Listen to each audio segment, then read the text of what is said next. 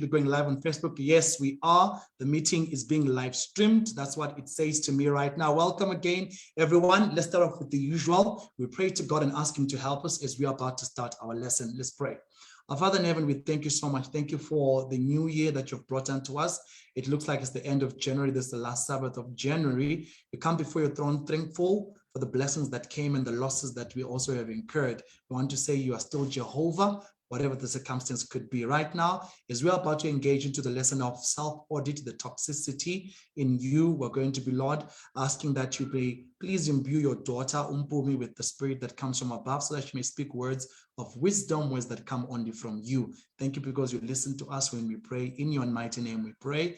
Amen. All right. Thank you so much. God has listened to our prayers. I'm going to share the screen because now we need to go to our particular announcements for the day. If you didn't know, now you should know. This is called 230 Conversations, Thoughts, Discussions, Facilitations, and these are the announcements. Just so you may know, we are a Christian platform affiliated to the Seventh-day Adventist Church. That's where we are. And so we're going to be having these 230 conversations, the time onwards, thereabout. We are available on Instagram. We're available on YouTube. We are available on Facebook. And we are also available on TikTok. That's where we are. So follow the 230 Conversations. So please do check our TikTok page. It's the new one that we have. The Instagram page is the underscore SDA advertise. I think it's SDA underscore advertise. On YouTube, we're called 230 Conversations SDA. Note that the conversations that we're having right now, we will actually put them on our YouTube channel during the week. So you can also check it out on a later basis or share it with somebody else. On the Facebook page, which we're now live streaming on, is the 230 Conversations Facebook page. That's where we are. And today's program, the title is Self-Audit, the Toxicity in You. Mpumi Mbonane is taking us through such a very important topic. Usually we see the toxicity in others. Could you be the problem? The month of February is a big month because it's the month where the overall title is Men and the World. It's talking about men, the gender, men, and the world. And what we started with, patriarchy, angry black man, Rendani Makatu. Then the next, the 12th, is men and suicide, the scourge. So I hear that there's been so many suicide attempts since the beginning of the year, and most of them have to do with my gender, men. We'll talk about this on the 12th of February with our pastor, Lester Parkinson. Obviously, he's the pastor from Santon SDA Church. He's going to be there with us. And then Pastor Ketela Mazibugo is coming through with the alpha male dominance amongst men, everything to do with the massive testosterone drive that men have, and the alpha male is defined by the standards of the 21st century. Pastor Ketelo, just so you may know, on the 26th of February is big. The poster is not here, but it's going to be an open discussion where we've got about 3, 4, 5 participants in that one at a studio. We're going to do this live in the studio on the 26th. And the title is Men and Relationships. Men and Relationships. That's on the 26th of February. So we're going to talk about that one when we get closer. Tandazo is ready for the airtime contributions. You want airtime? Please do talk to me. You want to contribute? Please do talk to me. That's my number. I'm Tandazo. Ashley comes next in command on the airtime thing. So let's do that. God bless you all. I want to take your time because right now we need to get into our lesson. Mpumi, I'm going to try and unmute you right now. Can you please put on your video? Sister Mpumi, there you are. Put on your video. I'm unmuting you. Then we say hi. Check out the audio. Then you're good to go. Let's see what's happening there. Okay, she's working on the video part. I see. So you're putting me on the spot. What if I didn't want to be on video? Oh, Mara, you can't know it, right? This is our speaker, Mpumi, is going to take us through. Welcome, everyone, the Facebook family. Now, as soon as she's done, she's going to give over to me where I'm going to be facilitating the questions, and then she's going to be part of the panel as well. Let's get excited, Mpumi. It's really up to you. I'm going to just unmute. I'm going to mute myself, disable my video, and then I'm going to pin you right there. Take us through. God bless you. Awesome stuff. Hey, everybody. So I am Mpumi Mbonane, and literally all I am about, I just am very interested in the personal and professional development of young people. So if I'm not coaching and consulting young professionals who want to live out their purpose as their profession, I'm called upon to speak on spiritual matters in church, financial wholeness in some spaces, and then just general wellness. Today, though, I was asked to lend my voice to the conversation that seeks to understand what happens when, upon conducting a self-audit, you actually discover that there are some toxic traits in you. Surely this can't be a pleasant discovery. I mean, we all know how defensive we get when we're given feedback on our behavior, our performance, or our actions, right? Coming face to face with the not so nice things that we do really can be soul crushing, or at the very least uncomfortable and unsettling. So I've then decided that I'm not going to come in here and add to your discomfort, all right?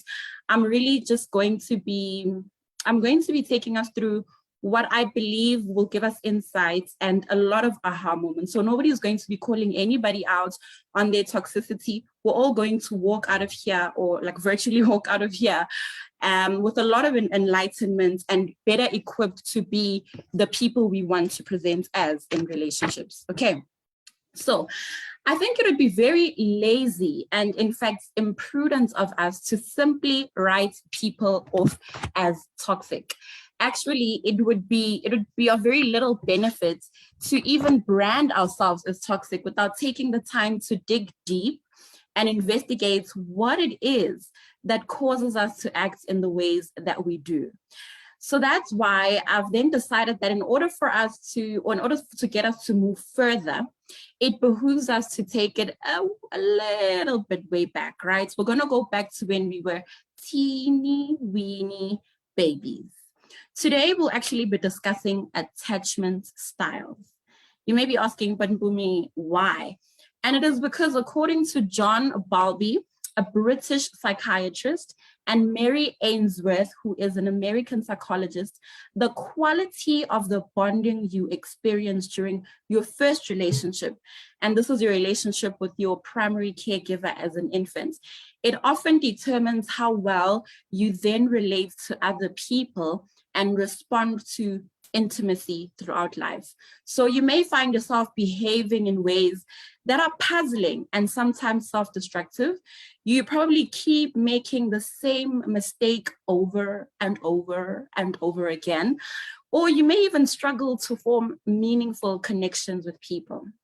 And all of this is because of our varied and various attachment styles. So there are actually 4 attachment styles, 1 that is in one group of its own, and 3 that are in a different group of their own. All right, so we've got a secure attachment style, and then under insecure attachment styles, we've got ambivalent, or other people call it anxious preoccupied. We have also got avoidant or dismissive, or avoidant dismissive. And the final one is disorganized or disoriented attachment style. Okay, so maybe let me pause here by saying, if you're still confused about why we're speaking about attachment styles, I said earlier that if we only want to point out that people are toxic or resolve to ourselves being toxic without understanding why we behave the way we do, we really won't go far. So we're going back to learning what our individual or different attachment styles are, so that when things happen, we are able to quickly tune our minds to actually, this is now a manifestation of my attachment style, and then decide what to do from that point on. Are we all together? Awesome. So the first one we're going to talk about is secure attachment, or secure attachment style. And this is where all of us are trying to get to, okay? As I'm having this conversation, as we're speaking, I want you to have in the back of your mind that all of us are trying to get to a secure attachment style. Now, this style is characterized by being empathetic and able to set appropriate boundaries. You feel safe.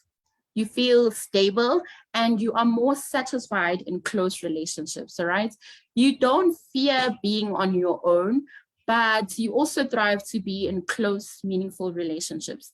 This does not mean that you are perfect and you don't experience problems or challenges in your relationships. It just means that you feel secure enough to take responsibility for your own mistakes and your feelings in those relationships.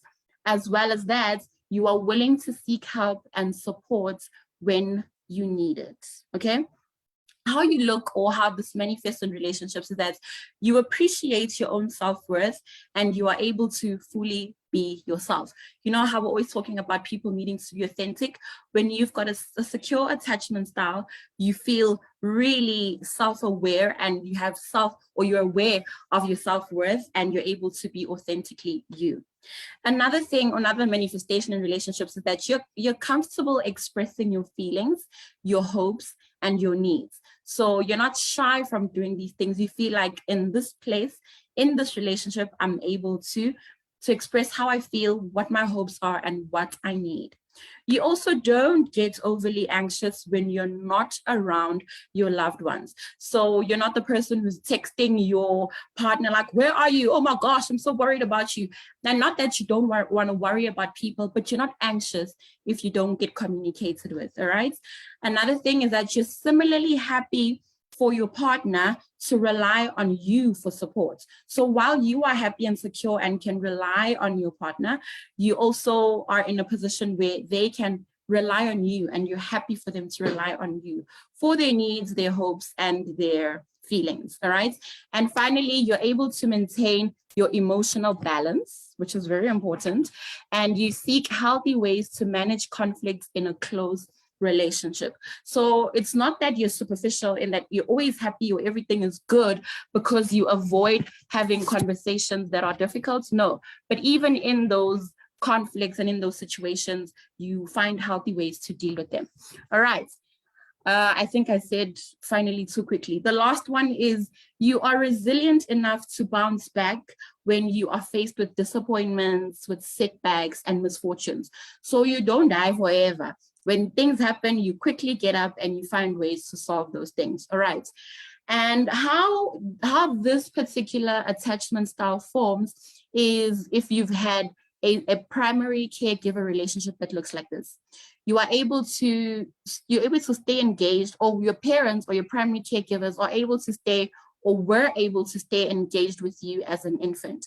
And they effectively manage their own stress as well as be able to calm and soothe you when you're distressed, okay? Another way that, or another thing that happened with your primary caregiver is that they made you feel safe and secure, right? There was communication through emotion and they understood it and acted on it. And on a regular basis, they responded to your challenges and your needs, and you always knew that you can rely on them. And another thing is that the strong foundation then enabled you to be self-confident, to be trusting, to be hopeful, and to be confident or comfortable in the face of conflict. So this also doesn't mean that your primary caregiver, whether this was your mom or your dad or your adoptive parents, or foster parents, it does not mean that they were perfect. It does not mean that they didn't get things wrong. It's just that when you needed them, they found a solution, or even if they didn't find a solution or were there for you immediately, they tried a lot of means to get you to a place of safety and comfort. All right. So as I said, this is where we're all trying to get to. We're all trying to get to a place where we are securely attached. The second one, and now all these ones that I'm going to mention are under insecure attachment styles. The second one of the attachment styles, or the first in the insecure, is ambivalent or anxious occupied. Here, you tend to be overly needy. You are often anxious and uncertain. You are lacking in self-esteem. Another thing is that you crave emotional intimacy so much, but you're wary that others don't want to be with you. And this type of attachment style could have formed because this was a relationship you had with your primary caregiver. They were inconsistent in their parenting style. So sometimes they were engaged and responsive to your needs, but other times they were uncertain or they were unavailable and distracted. So this one you may find with a mother who is working, let's say a single mother who's working, right? In the back of their minds, they're like, I need to make sure that my kid has got food, that my kid goes to the best schools. And so in their attempt to provide for your needs, they may be unavailable for you emotionally. All right. Another relationship or another way that the relationship could have unfolded is that they left you feeling anxious, or the fact that sometimes they were inconsistent, sometimes they were unavailable or distracted. It left you feeling anxious and uncertain about whether your needs would be met. And as a result, you then formed a model for your behavior in the relationships you have now. So because of that inconsistency, because of that unavailability at times, you then created a model, or you became ambivalent or anxious occupied in your attachments, or your nervous system created that attachment style. So how this can then show up as toxicity in your relationships is that you crave feelings of closeness in a relationship, but you struggle to feel that you can trust or fully rely on people. It's not that you don't want to be with people. It's not that you don't want to have friends. It's not that you don't want to be close to your family, but you just have this fear that I may not be able to trust you. Why? Because you weren't able to trust your primary caregiver. Another manifestation is that being in an intimate relationship tends to take over your whole life, and you become overly fixated on the other person. You hear people say things like, oh, I'm obsessed with him, I'm obsessed with her, or everything revolves around this relationship and around this person. These are telltales of somebody who has got an ambivalent or anxious, preoccupied attachment style. Another way is that you find it difficult to observe boundaries, because boundaries to you are spaces between you and the other person that creates a threat. So this provokes panic, anger, or fear that you're no longer wanted. When somebody says, listen, please don't call me after 10 because I want to be asleep, they are enforcing a boundary. But for you, it's like, oh my gosh, they don't want to speak to me. You start panicking, you start getting angry, you start getting resentful. And not because that is what is being communicated, but simply because of your attachment style. And I'm pretty sure you can see how this can be a toxic behavior in a relationship. Okay, let's continue. Your sense of self-worth comes from how you feel you're being treated in relationships. So you don't have a self-worth that is anchored on who you are or on who God says you are. But if the other person treats you well, then you believe, oh, I'm worthy.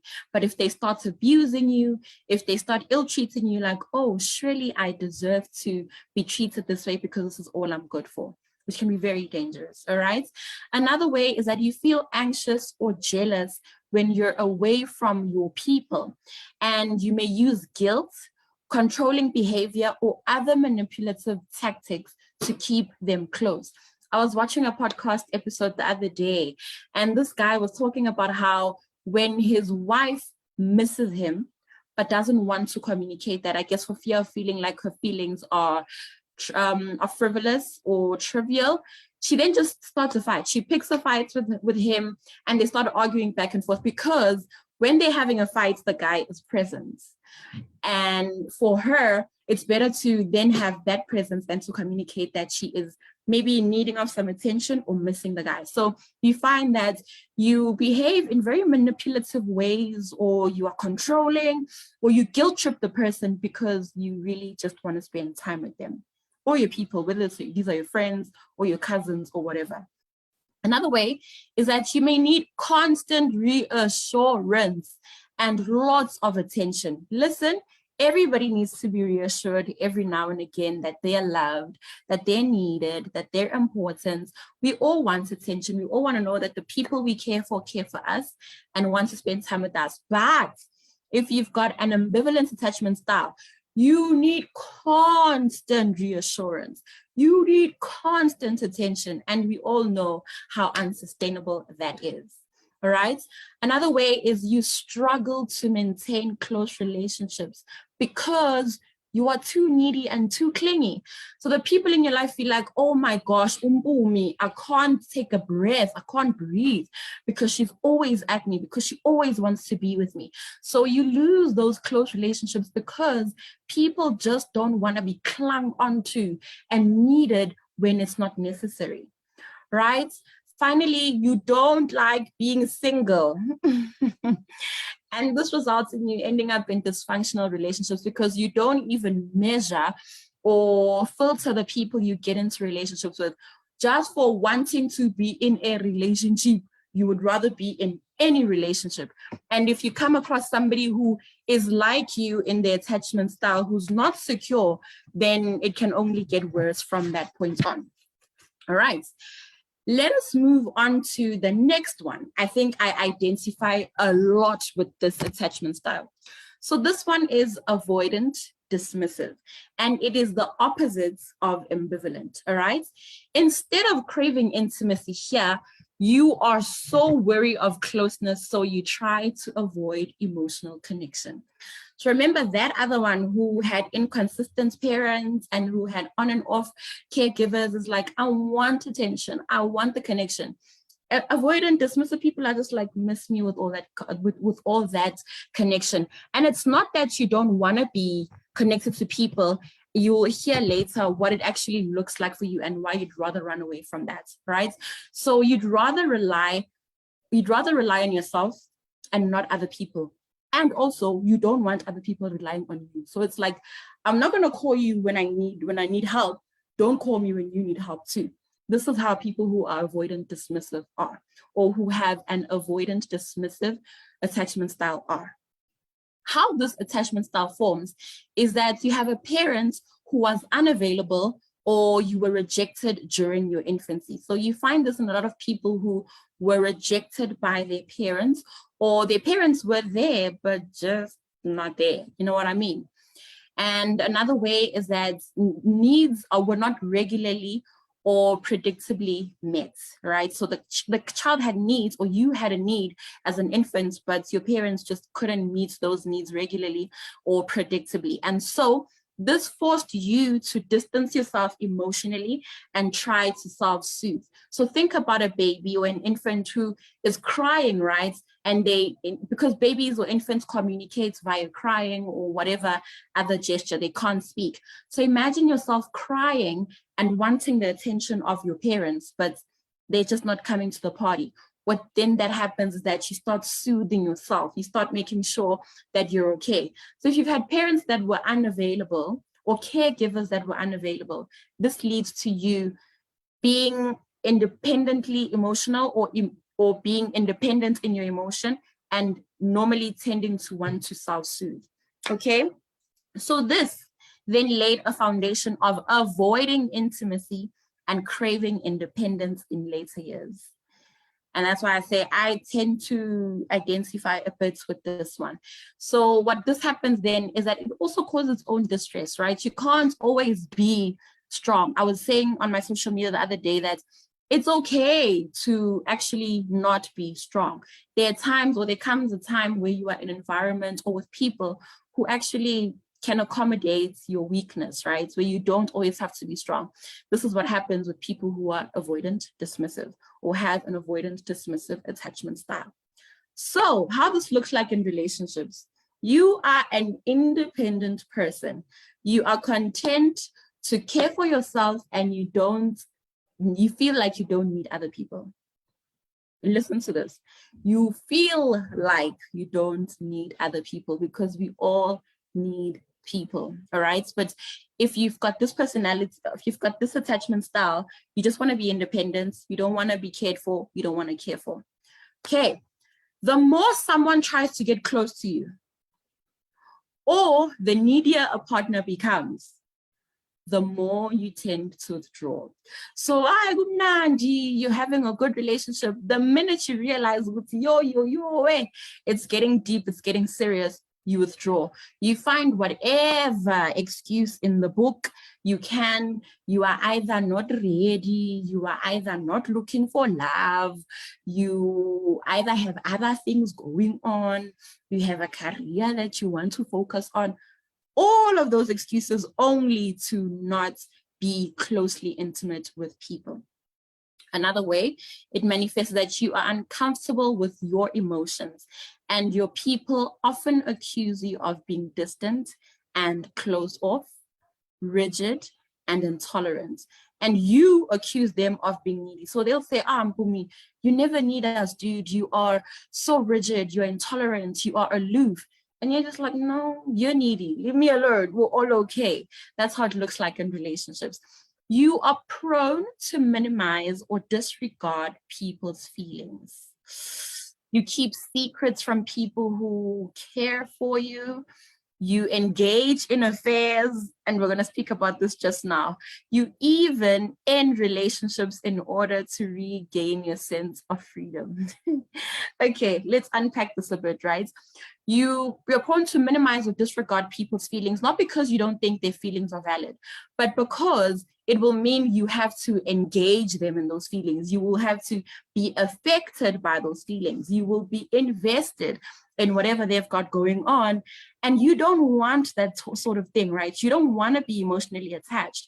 So this is what you do. You keep secrets from them. I remember there was a time where I was going through some serious health challenges. And I think this was early last year. Sometime this year, no, sometime the same time last year, going through some serious health challenges, and I went off social media. I just wanted to be by myself. I didn't want anybody to worry about me. I didn't want anybody to fuss over me because I just wanted to deal with my pain by myself. When my friends found out, they were so hurt. They were so disappointed. They were really, really affected because they want to be there for me.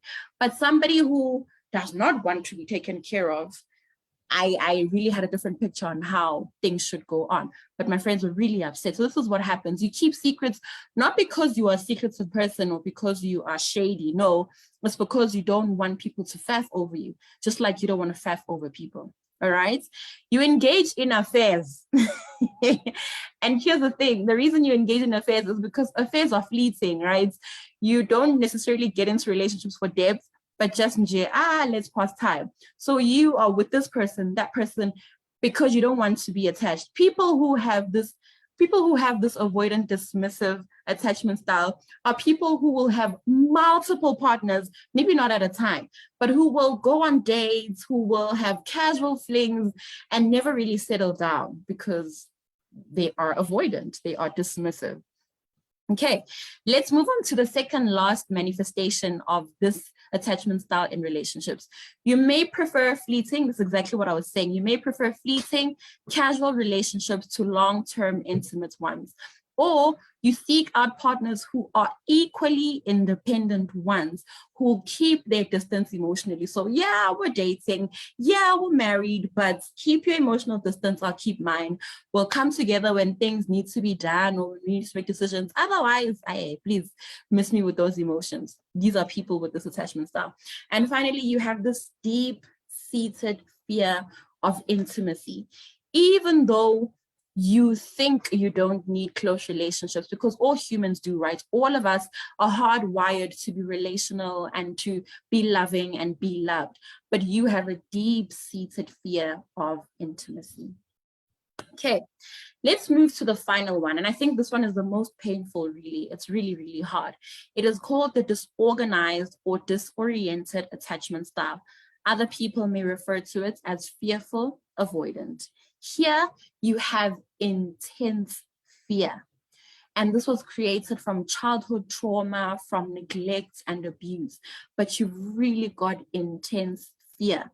You tend to feel you don't deserve love or closeness in relationships. You just, whether people love you or not is really okay. But even when they love you, you're just like, is this a scam? Is this a sham? Am I going to wake up from this dream? Because you really just don't believe that you deserve love. Now, this could have formed because this is the kind of relationship you had with your primary caregiver. Your caregiver was themselves dealing with unresolved trauma.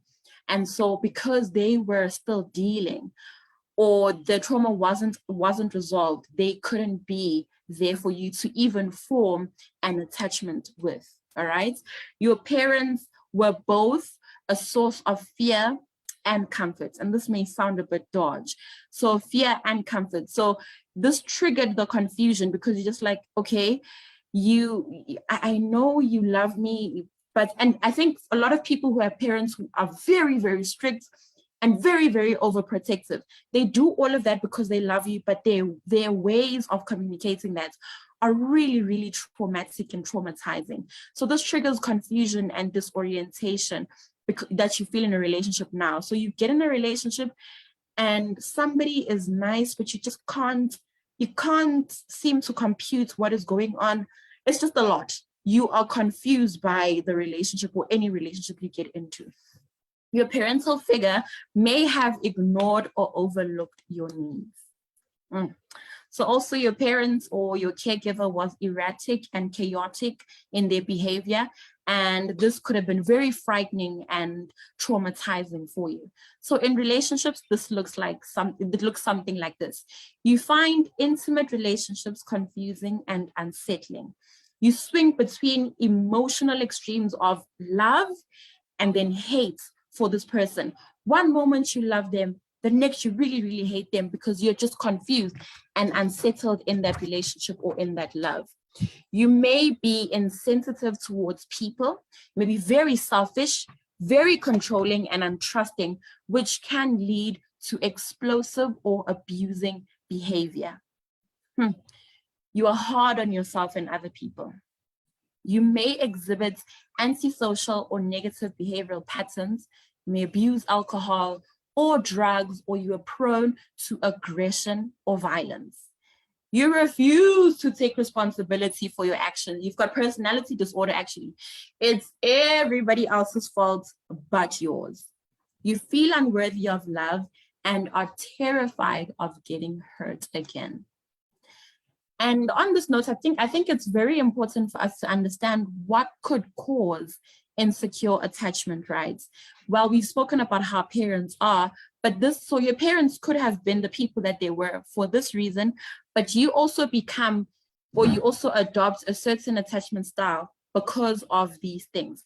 Having a young or inexperienced parent, whether this is a mother or a father or a caregiver, whoever the caregiver is, if they are young and inexperienced, it normally causes you to have insecure attachment. Your caregiver themselves experiences depression, right? Your primary caregiver is addicted to alcohol or drugs. If you've ever stayed at Lokshini or wherever, you know that a lot of parents are really into alcohol, they take drugs. So imagine what that is doing to their kids. You have had traumatic experiences, maybe like car accidents or a house burned down, stuff like that. You have experienced physical neglect. You have experienced emotional neglect or even abuse. You have been physically or sexually abused, or you've separated from your primary caregiver. So in the instance where you're always changing schools, you're always changing nannies, or your parents is always changing partners and you have to be introduced to all these people, it can really form insecure attachments. Or there's just inconsistency in your primary caregiver. They're hot one moment, they're cold one moment, they're unavailable one moment, they are. It's all these inconsistencies really cause confusion. Or there are frequent moves or placements. You live in Soweto for this month, you move to Pretoria the next, you are in Eastern Cape the next. All this frequent moving and placements can really, really be disorienting and can cause you to be disorganized. Now, I'm pretty sure you're asking, then what should we do? Let's say you have discovered today that actually you are fearful, what is it called? Fearful avoidant, or you have an ambivalent attachment style or a dismissive attachment style. What do you do? Because all of us are trying to move to a secure attachment. And the good news is, while our infant brains are very profound in how they capture things, right? We really catch on things very quickly. In our adulthood, in our adult years, there are really possibilities if we work hard at it for us to actually move to secure attachments.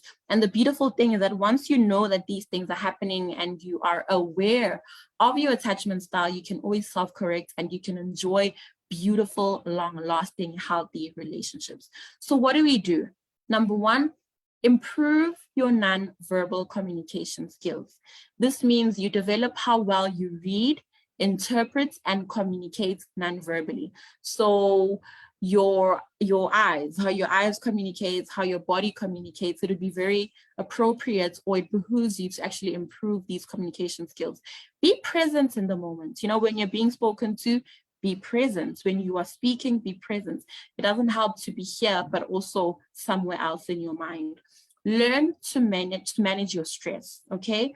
And develop emotional awareness. This is what I said earlier, develop emotional awareness. When somebody presents you with their emotion, be aware of that, and I guess learn to then develop how you interact with that. Another thing I'd like to say is don't only improve your nonverbal communication, but your actual verbal communication too.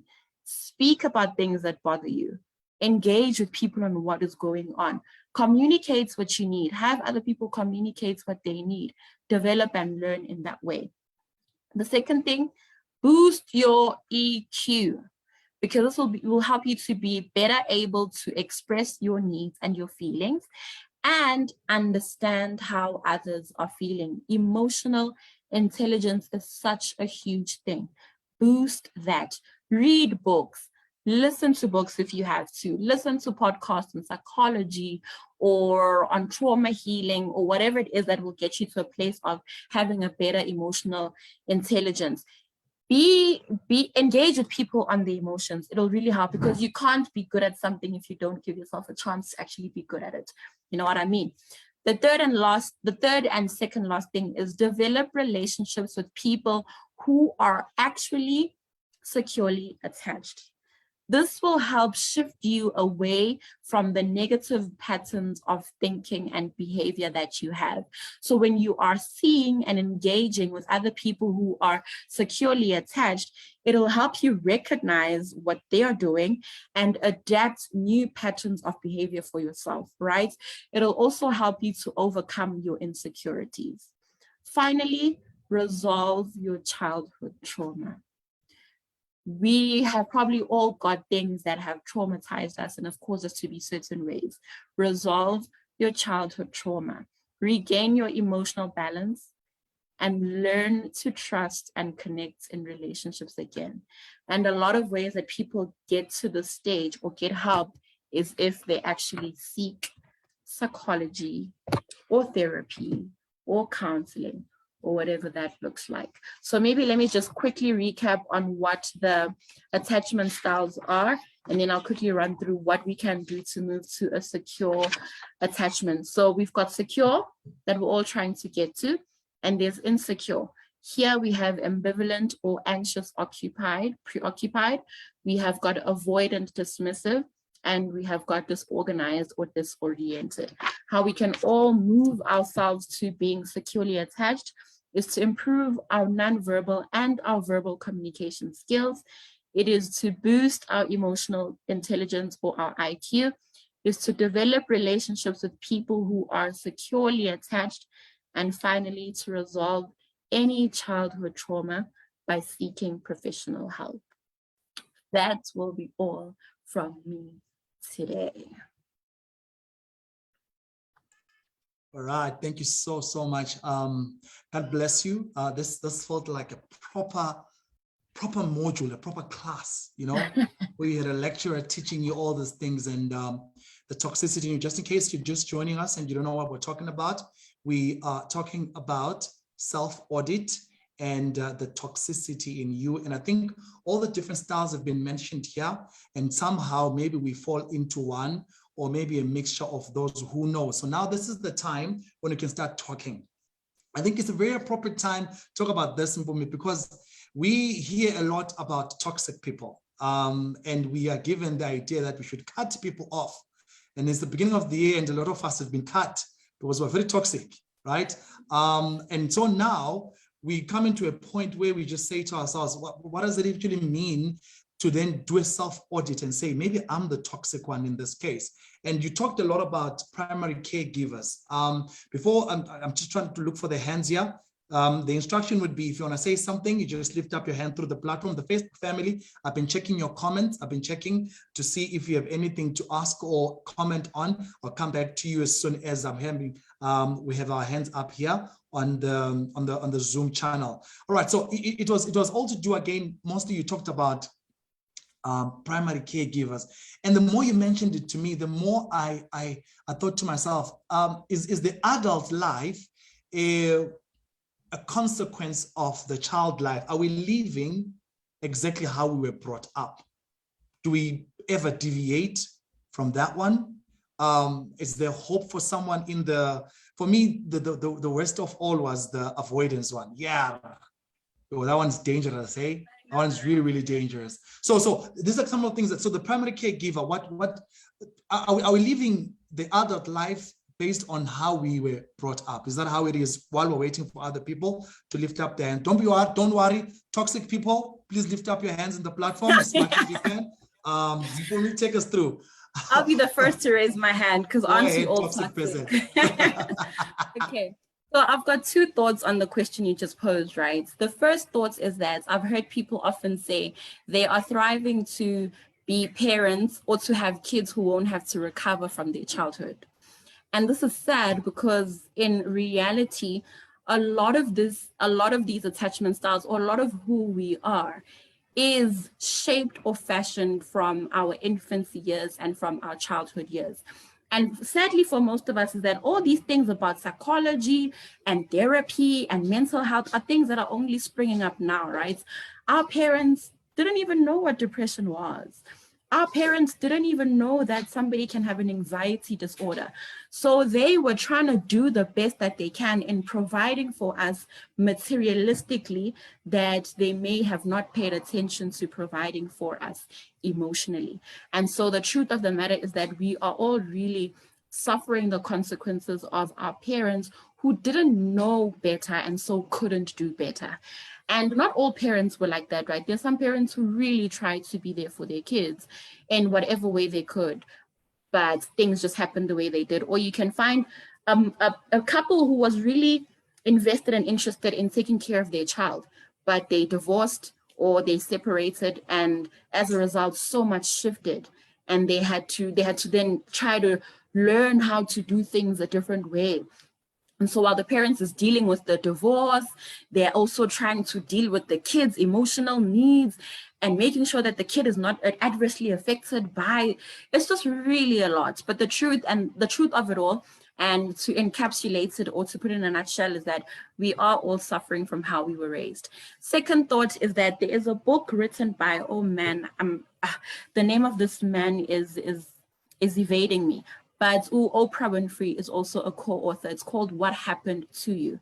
And the reason they titled this book like this is because they want us to stop saying, what's wrong with you?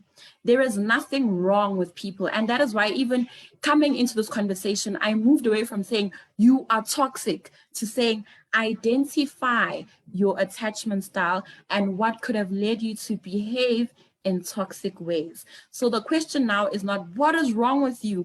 Or what the hell is the problem with you? It is, what happened to you? Because when we can get to what happened to people, we will learn how to help them navigate the spaces they're in. We will know how to navigate our way around them. But when you know what happened to you, you know the root cause, and therefore, or as a result, you're able to deal with that root cause. Yeah. All right. Oh my word, it feels like a session. Even the setting where you are, there's the elephant ear flowers there, the couch and everything. Calming, right? Yeah, you could sleep on this couch and tell me all your problems. It's like a session. So it's not what's wrong with you. It's definitely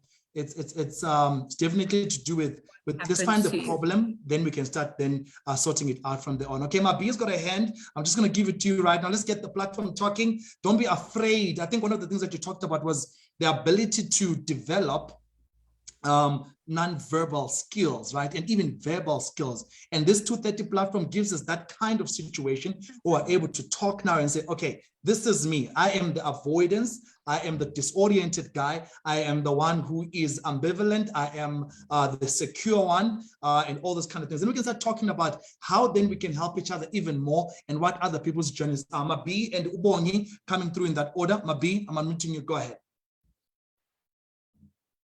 Hi guys, can you hear me, Mta? Loud and clear.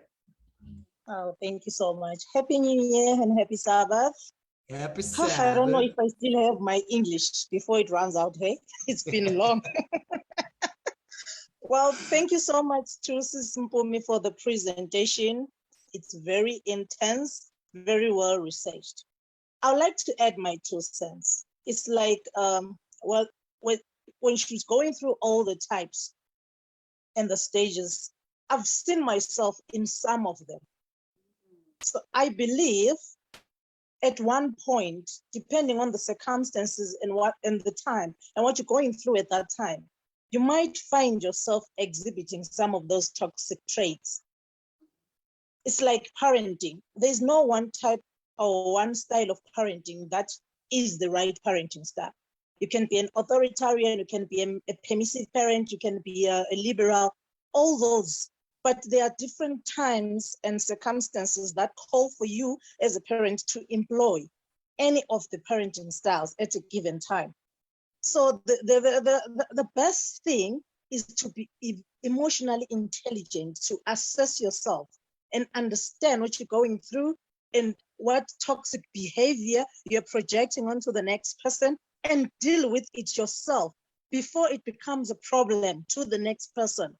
Because we're human, we're allowed to go through some stuff. There's some times when I just feel like, hey, this husband doesn't love me. And truly, sometimes I switch off.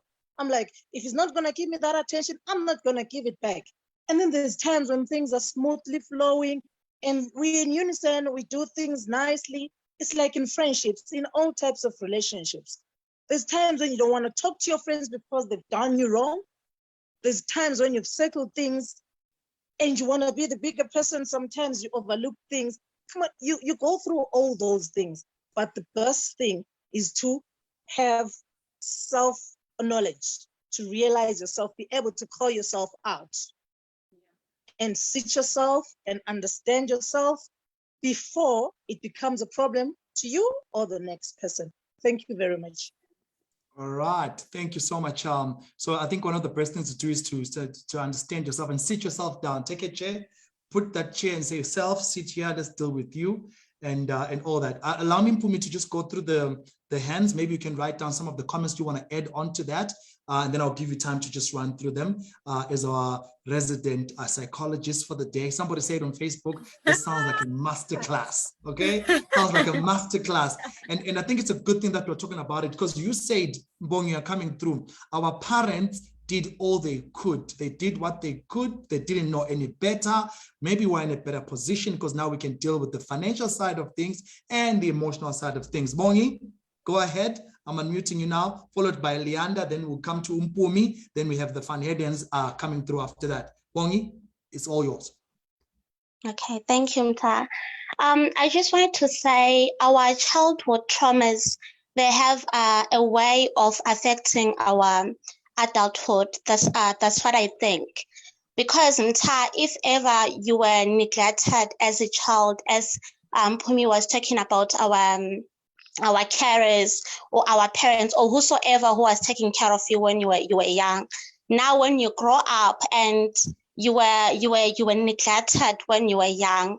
Now, when you grow up, you cannot help the adult Mta, while there's that little Mta crying for help in him. So now you need to deal with that little Mta in you, the little Mta who is screaming for help. You need to attend to him first before you deal with Mta as an adult, because you cannot really deal with Mta as an adult while the little Mta is unattended. That is why you find yourself that now, as Mpumi was mentioning the types of attachments, you struggle now to connect with people in a way, and you are trying to find a problem, but the root of the cause is because there's that little boy screaming for help in you. So now, before you help the adults, you need to attend to that little boy, deal with him first, attend to him, heal him first, and then now that he's attended to, he's gone, he's no longer screaming in you, then you are able to identify the adult. How can I help him now? That's there's something called self-awareness, as Mpumi was talking about it. You need to be aware of your emotions. And then now, when you are aware of your emotions, there is self-management as well. You self-awareness first. okay, let's say I'm short-tempered. I need to ask Bongi why are you short-tempered? What triggers your temper? Now that I am aware that I'm short-tempered and I am aware of the things that are triggering me, now I know how to manage myself. And then when it comes to dealing with the emotions of the next person, especially when now you are in a relationship, there's something called social awareness. You need to be aware of the emotions of the next person, your partner, your mother, whosoever who you are dealing with. Then now when you are aware of them, there's social management. How do I identify their emotions? And then after that, how do I manage them? Thank you. Thank you so much, Bongi, for that one. Self-awareness. And Mpumi, while she's on that, keep thinking about this question that I want to pose to you. There's one on Facebook. Before I give to Leander, just want to make sure that the platform gets heated up and we're talking. I see the chats here. It's getting hot in here, which is great. Sevele says here, how does one identify the triggers of these unhealthy attachment styles? I had a beautiful childhood, but I find myself sometimes displaying some symptoms from the insecure attachment style. So I'm just going to just copy and paste that question also onto the chat group here. It's on Facebook, all right? She had a beautiful childhood, but she finds herself engaging into the symptoms of insecure attachment. And how do you identify these unhealthy attachments that we've talked about as well? Then also, when we give us your take on this. We speak a lot about self-healing. Self-healing. We must heal. We must heal. I must heal before I pursue a romantic relationship. That's what Nicolette just said now. I must heal, I must heal. But is healing possible outside the help of others? Others could be my family members, could be my own boyfriend. Sometimes we get into relationships not because we're looking for love, we're looking for help, we're looking for healing. Should not, just those reasons not hold water into getting into relationships. Think about that one as we talk more about self-audit. Leander, I'm not seeing your hand now. I was about to unmute you. Mkonzi, you're part of the team. Let me just unmute you quickly. Go ahead. Leander, another toxic person that we have around here. Go ahead. Hey, Kosiam. Hi, guys. Hope you're aware. I've just got a question for Mpumi from a pre as well as a post analysis point of view. What services are out there that people actually have to pay for? And how much do they pay for to help address stuff like the gist of what you were speaking about today? So yeah, I want specifics now, like in terms of such and such a professional, such and such a place. This is the kind of services that they'll be able to help with, because clearly there is a problem. And if things continue as normal as they are, the result is never going to change. So I hope she gets my question. Thank you so much. All right. Thank you. Mpumi, you want to hit on that one? And the other things that you want to talk about. Van Heerden, you're coming next. Go, Mpumi. So I just need to put a disclaimer out there that I'm nobody's psychologist. I'm nobody's therapist, but I have got friends who are psychologists and counselors and therapists. And so I think we really run the risk of being too pedantic or even not getting help if we want to get a specialized service for this. The truth of the matter is all these things are happening to us, or they are manifestation of traumas we experienced as children, or even traumas we experienced growing up. Because I think I relate a lot to the person on Facebook who says, I had a beautiful childhood, but now I see myself exhibiting things that are very unfamiliar with the secure attachment style. And the truth of the matter is you could have had a safe, secure upbringing where your needs were identified, they were affirmed, everything was good. Leander saying, oh, pedantic, I'm sorry. Where your needs were met, they were catered to, there was love in the home, everything was great. And then you grow up and you get into the real world and you meet people who, and I think this is what Nicolette is arguing the whole time in the chats, which then you meet people who are avoidant, people who are unavailable, people who are anxious, preoccupied, then they break you, right? You start seeing yourself not wanting to get in relationships anymore because you were secure, you threw all your eggs in the basket, you loved as well as you were loved, and this person was unavailable and they messed up your psyche, and you find yourself really, really bruised and not wanting to go out there again, or you just stop trusting people, or you become avoidant or dismissive or whatever. So let me go back to answering Leander. Leander, there are psychologists and therapists that you can go to say, yo, this is what happened to me. And they will take you through that trauma. They will not give you all the answers, but they will most certainly give you tools to then move away from being from having this insecure attachment style to being a person who is more secure.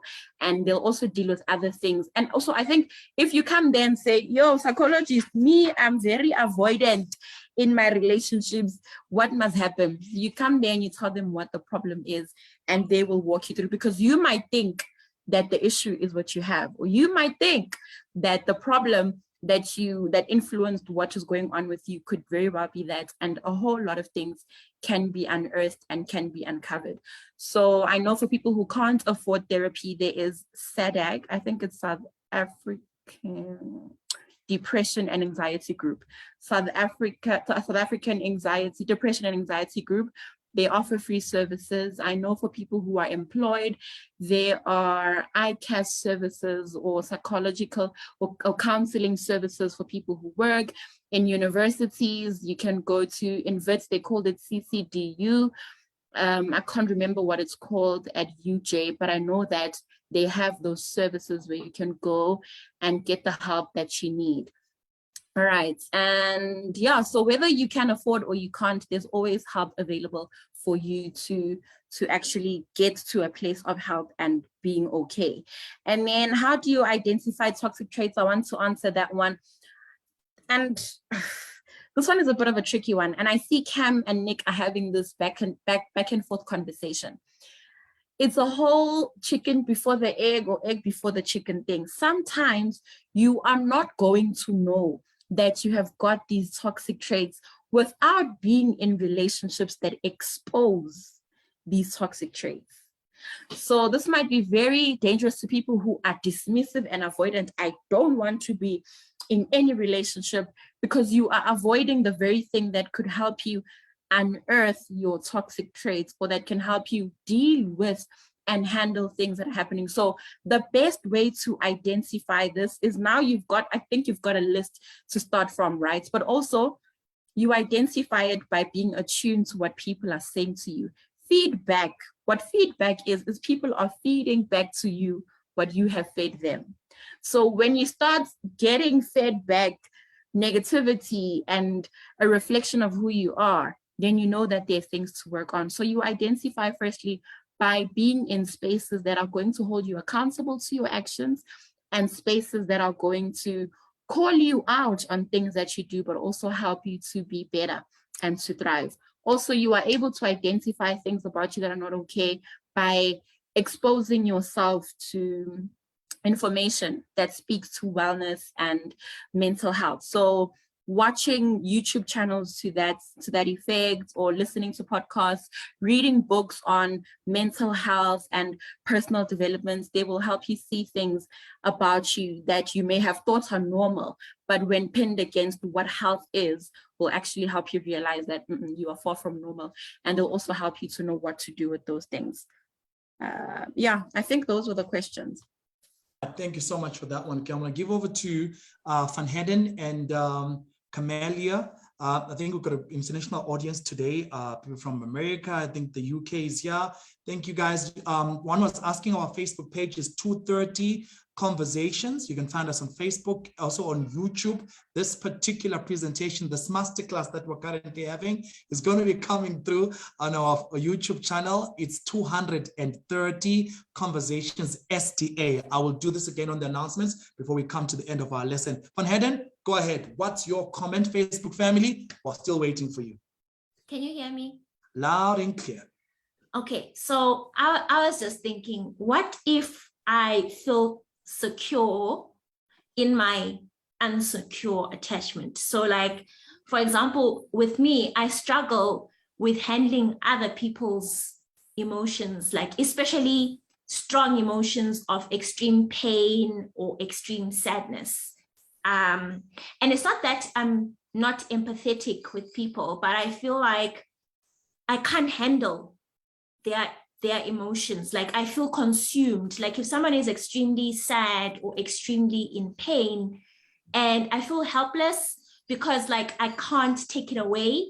So I feel like if I open up to them, that feeling will also take over, and I lose control. And I feel like not being cold, but just kind of like shutting out so that I don't allow that feeling to overcome me. That's a way I feel secure, because otherwise I would be an emotional wreck. I'd be carrying everybody's sadness, everybody's pain, everybody's whatever. And I just feel like I would be a wreck. I wouldn't be able to function properly. So what if your insecurity is actually your safe place? Actually how you cope, right? So how does one get to a place where you do realize that it's not a healthy attachment, but how do you actually get to the place where, in my case, where I can fully experience someone else's pain, or rather not experience, but empathize, and not necessarily let that pain start to take over and control what I'm feeling and how I'm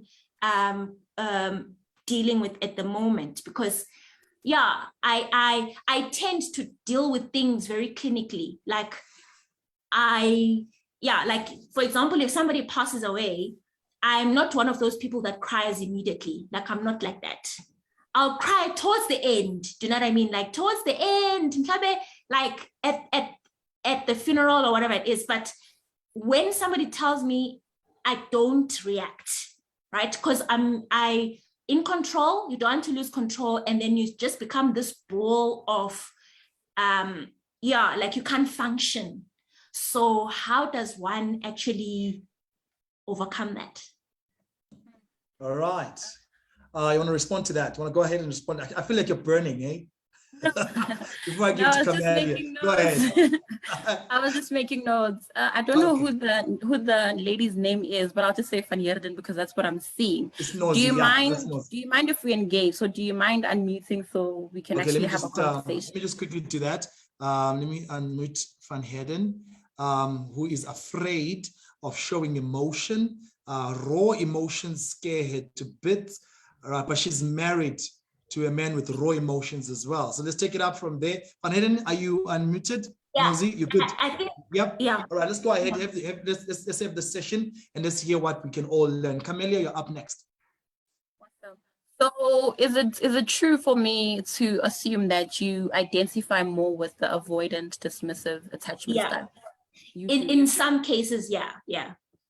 Because I too identify with that, and I can tell you where my thing began, right? I was always a person, I'm to a degree an empath.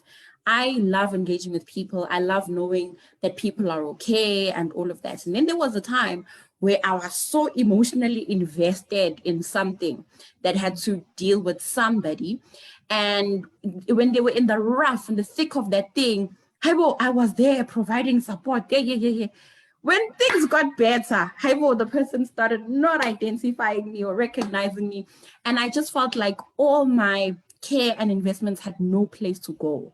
So I got so frustrated with that I was like, I don't even want anybody to expose me to their things or to their emotion or to their life, because I get so invested and there's no return on my investment. That is what happened with me, right? I was okay. I was happy to deal with people's emotions until I learned that when they are fine, I'm no longer in the picture, like I don't matter anymore. So the first thing I'd say to you is actually try and pinpoint where things went wrong, because then you might learn that it's you You don't have to throw the baby out with the bathwater, but actually just identify that where that person is concerned or where this group is concerned, I am not going to lavish my emotion or my whatever on them. And I'm not even going to let them lavish theirs on me because it doesn't end well. So it might not be that you should not give yourself the capacity to I guess hear people's emotions, but that for a certain group of people or for a person, that it may not be the best decision for you. And I was actually very interested to hear you say secure in your insecure attachment style, because I think what you are trying to say is you are comfortable in the insecure attachment style because it protects you. Now, I want us to be very, very honest about whether it is really protecting you or it is hindering some things in you. I'm pretty sure you've heard the saying that the walls you build to keep others out are the same walls that keep you in. So if the reason I'm saying don't throw the baby out with the bathwater is that if you choose to be comfortable and secure in the insecure attachment style, you might even end up ruining relationships that could be to your benefit and that could be very healthy for you. So I guess the boundary that needs to be placed is against the people who are forming a threat or are causing a threat to your security, but not altogether making you stay in an insecure attachment style, because that is not healthy. We can go back and forth about it like, yeah, no, I'm keeping my peace, I don't want anybody, whereas you're really just being avoidant, you're really just being dismissive. But if you can identify the people who are threats to your peace and leave them alone and continue to engage people who present you with peace or who maintain your sanity, then that is what will help. And I think another thing I was thinking about when you were asking the question is all of us are driven by reward. Each and every one of us is driven by reward. We do the things we do because we know there's a reward. We work because we know we're going to get paid at the end of the month. We eat because we know we're going to get fed, right? Everything we do is driven by reward. And so I would ask you then, if you are saying, no, I want to be secure in my insecure attachment style, you need to think about what is the reward on the other side of me being a secure person, being a healthy person. If the reward on the other side is a beautiful marriage, you would want to uproot the things that have caused you to be avoidant and dismissive and have a secure attachment style, because you know that it will reap the rewards of a beautiful, long-lasting marriage. If the reward on the other side is your self-worth, knowing it and being happy and secure in it, then you'll do the work to get to the other side of the reward. If the reward is true peace and not this pseudo peace that we are giving ourselves and saying, I'm happy in this box, I'm happy in this boundary. If the reward is an actual healthy you, an actual peaceful you will do the work to get to the reward. I think that is what will help. And I think there are also better and healthier ways to cope than to stay in attachment styles that are not really beneficial for us. There are certainly better ways to cope. And another thing I wanted to say is you don't have to be everybody's savior. You don't have to be the bin and the container for everybody's emotion. If you don't have the capacity for it, if you're not capable of doing it, you don't have to do it. I think the best thing I've done for myself is I don't give people, normally, I feel like I've given advice now, but normally I don't give people advice. When people come to me about certain things, I ask them questions that lead them to make their own decisions, because I think I've done my part in really helping them think through things, but then I don't get attached to their results, or I don't get attached to what they've got going on, because I was never like, Mara, I said don't do it. You see, now you don't listen to me. No, I asked you questions, you made up your own mind and you left. We don't have to be everybody's savior. If you can't do it, that does not make you a bad person. It only makes you a person who's got a limited capacity. And if that capacity is for your husband and maybe your kids, then so be it. But everybody beyond this will have to go find people that will help them, because you can't be their savior. And there's absolutely nothing wrong with that. All right. Okay, beautiful. Thank you, Fanette. She was listening. I'm just going to mute you now. Thank you so much for that beautiful one. And Ntabi saying seems to like you. Mpumi is such a vibe. Yes, we do agree. Camelia Brown, it's up to you now. Please take us through. You got a question. or a comment. Go ahead. Hi, happy Sabbath, everyone. Hi. Funny how we're having this conversation because I'm a part of a group, and this is the same conversation that we are having: attachment styles and forming secure connections. People on social media. Well, before I go to that, what the lady said just now, I was very invested in people and their emotions until my mother was diagnosed with cancer. She was in the United States. I'm in Jamaica. She was in the United States, and then she came back to Jamaica because she was given 6 months to live.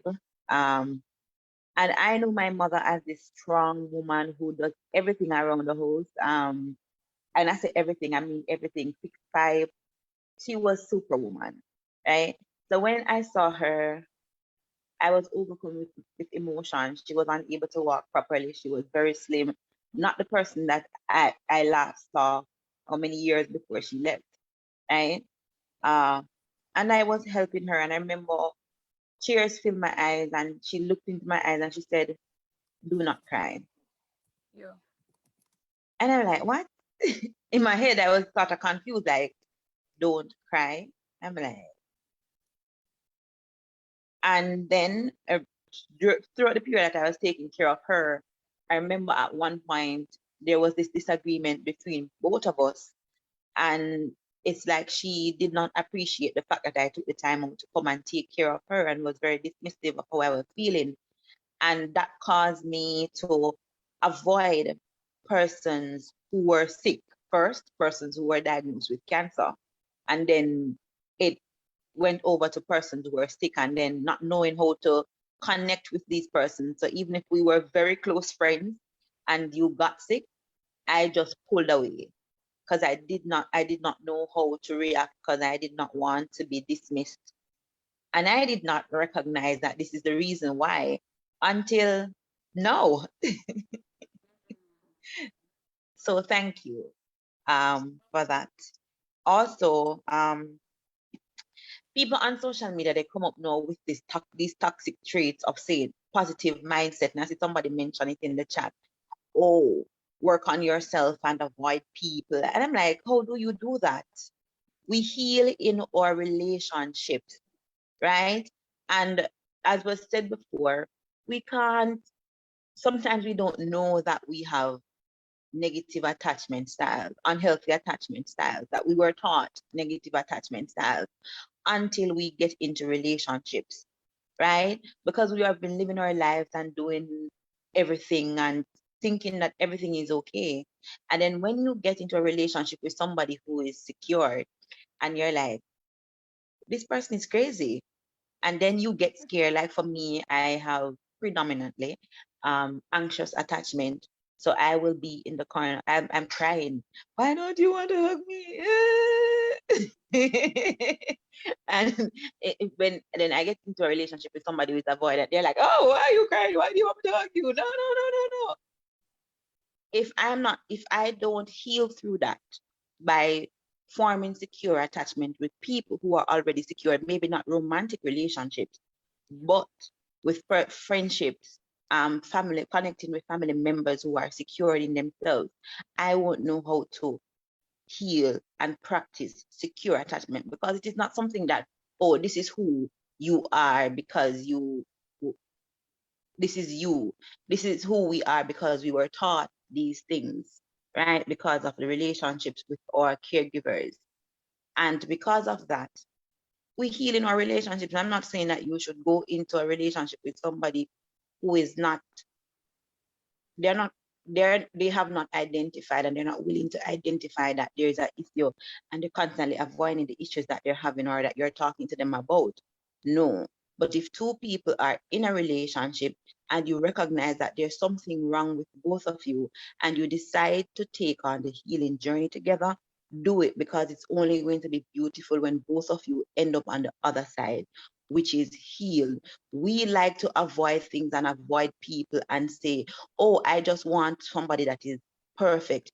That does not happen. It doesn't exist, right?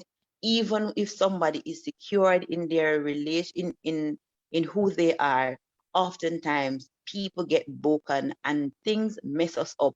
And then even a person who is secured, who has done the work, at some point in time, that anxious attachment shows up, that avoidance shows up, that dysfunction shows up in some way, shape, or form.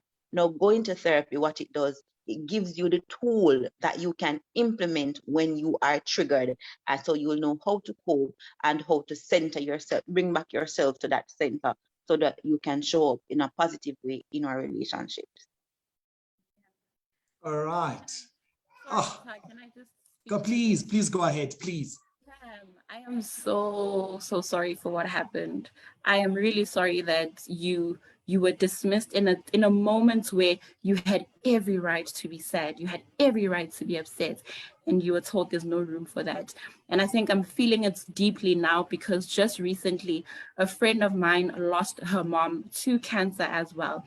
And at the funeral, or days leading to the funeral, she was not crying, and people were wondering, what's going on? You and your mom were really, really tight.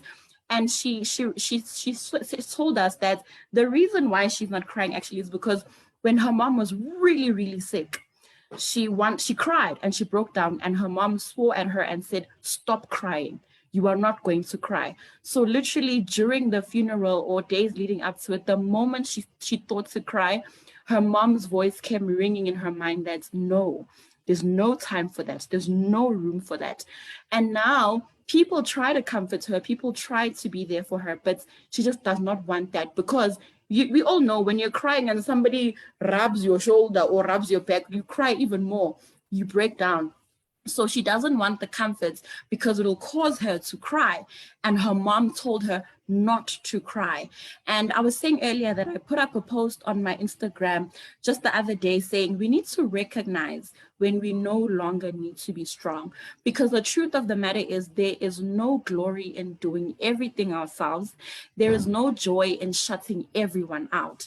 There's so much strength in vulnerability. People want to be there for us.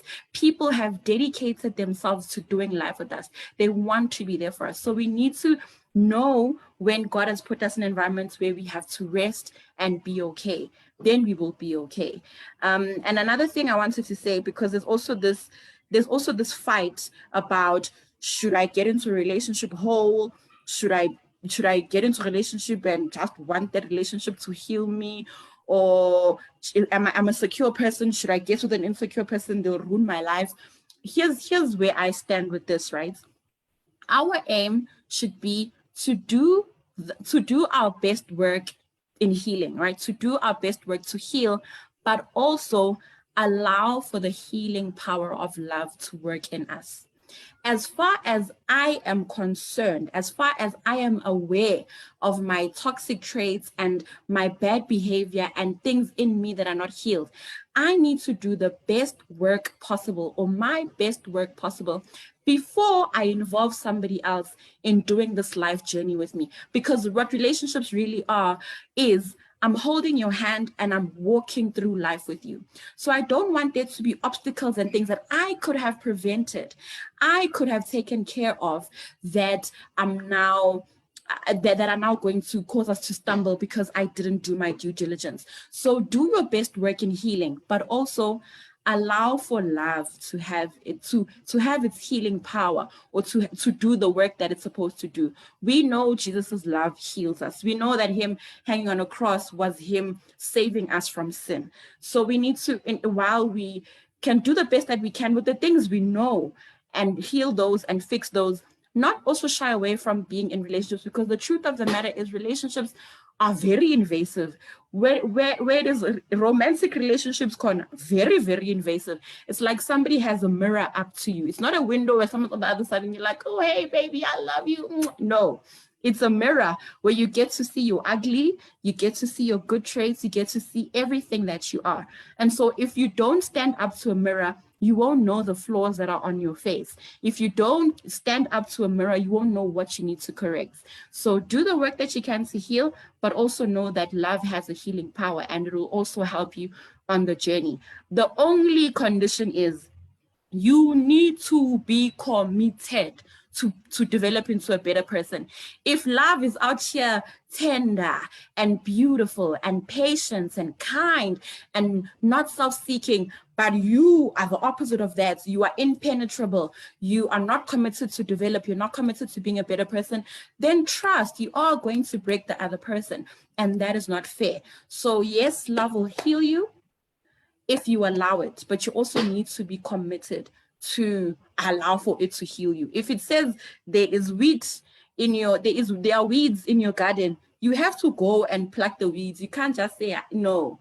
So while it is there to help, you also have to be committed to receiving the help and doing the hard work. Hey, all right. Hey, here in South Africa, I'll say, hey, that sounds like, wow, that's a bomb. Thank you so much. We say amen to that. Camelia, I'm coming to you quickly now. I just want to read a couple of comments here.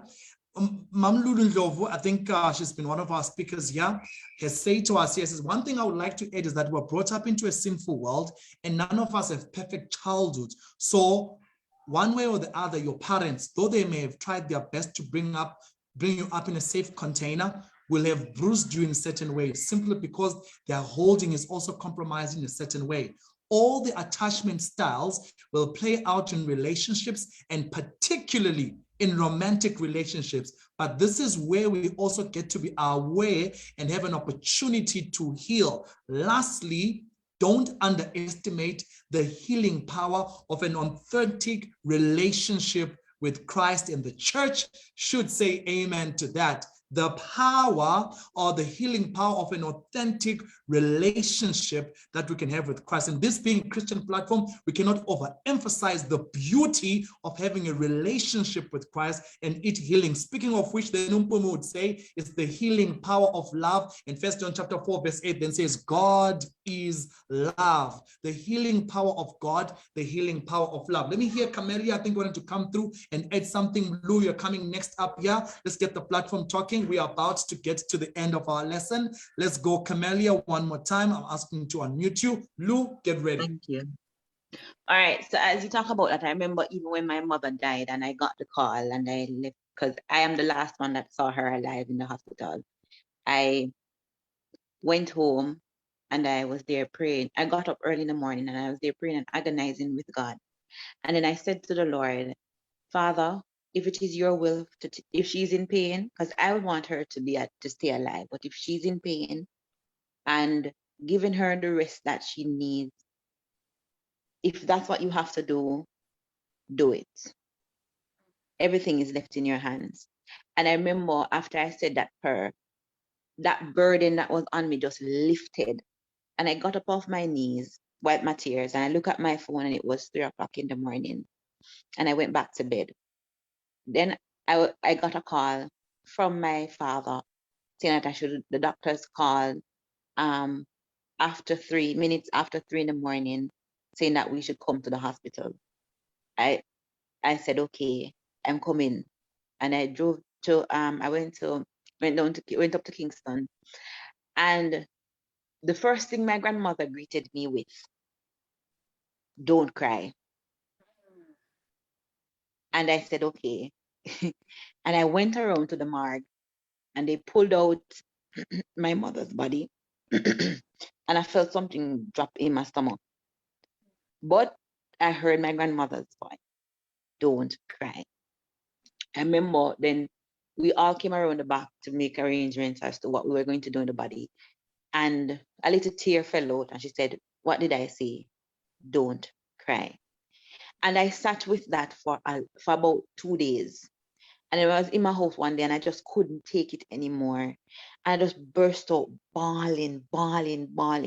Because little did they know that her death meant that I would have to go back into the community, the place that caused me a lot of hurt. And then I'd have to deal with the trauma that I suffered as a child within that community. I would have to face these people and I did not know how to face them. I wrote a letter. I was supposed to do a tribute and I wrote a letter because I did not know what else to say. So I wrote a letter about some of the things that I endured as a child.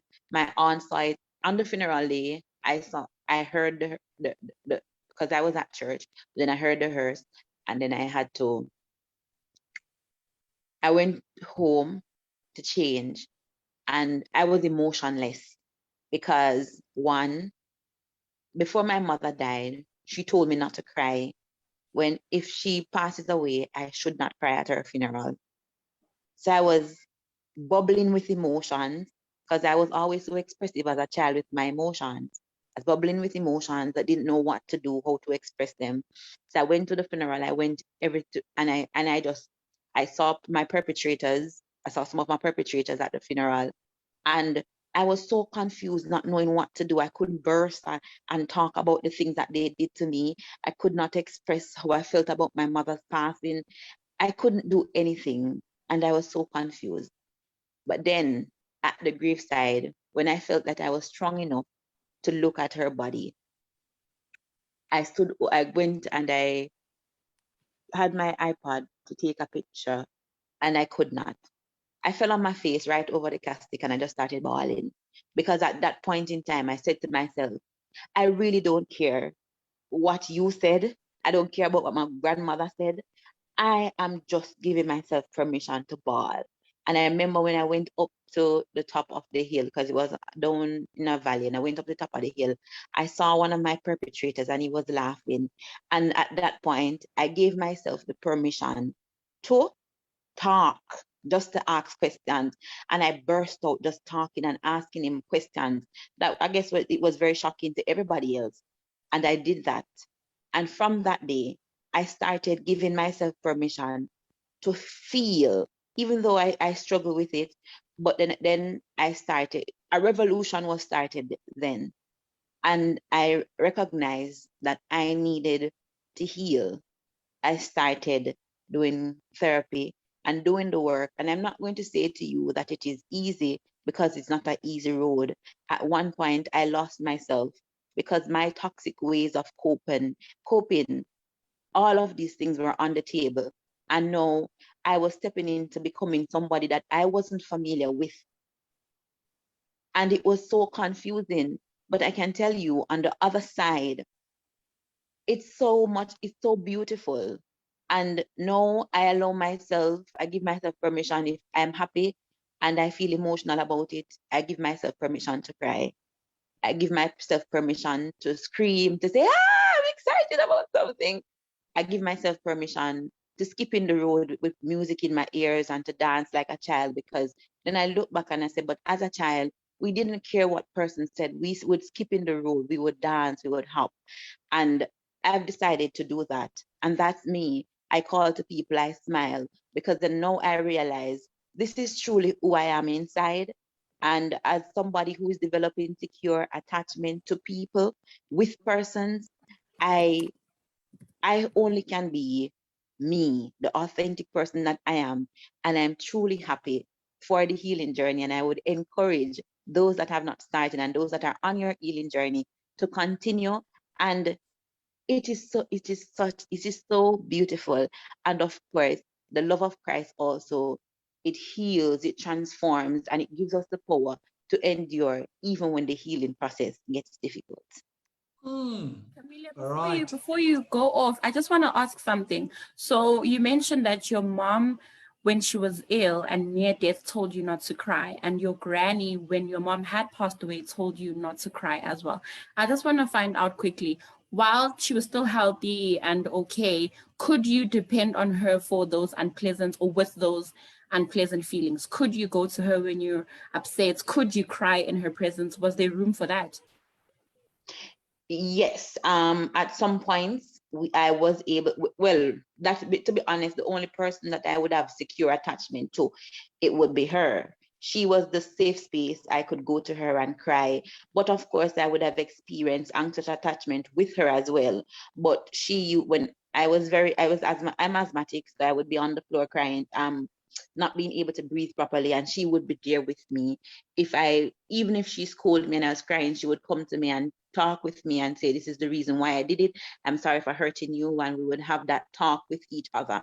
I wasn't afraid to go to her and talk to her about much. The only thing that I was afraid of was talking about the trauma that I had experienced, I was experiencing at that point in time because of something that had happened. But now I recognize that maybe it's because she had gone through the same thing and my grandmother had gone through the same thing. So they did not want to deal with my trauma that I was enduring as a child. But yes, I would have experienced, I was able to express myself with my mother freely. I was suspecting you'd say that, and here's why, right? I think going back to the point of what we need to do now being to develop our communication skills and maybe even learn a new vocabulary is because what your mom was probably doing in that moment was saying, I'm not going to be around for you to break down anymore. The reason I don't want you to cry is because nobody's going to be here to contain your tears. So even if how she said it really bruised and hurt you, I don't think there was ill intent in her saying that. She was probably just really urging you to be strong, because she's not going to be there to be your pillar of strength anymore. She was also probably just saying, I know this hurts you, but it'll be okay. But she wasn't using those words. And so it's very important for us to actually really develop a good vocabulary so that we can say what we mean and mean what we say. Instead of saying, don't cry, we should rather be saying, this is really hard and I'm going to be very uncomfortable in knowing how to handle your pain. So if you see me getting stuck, if you see me stuttering or stammering, it's not that I don't care, I just don't know what to do, instead of stopping you from crying, you see.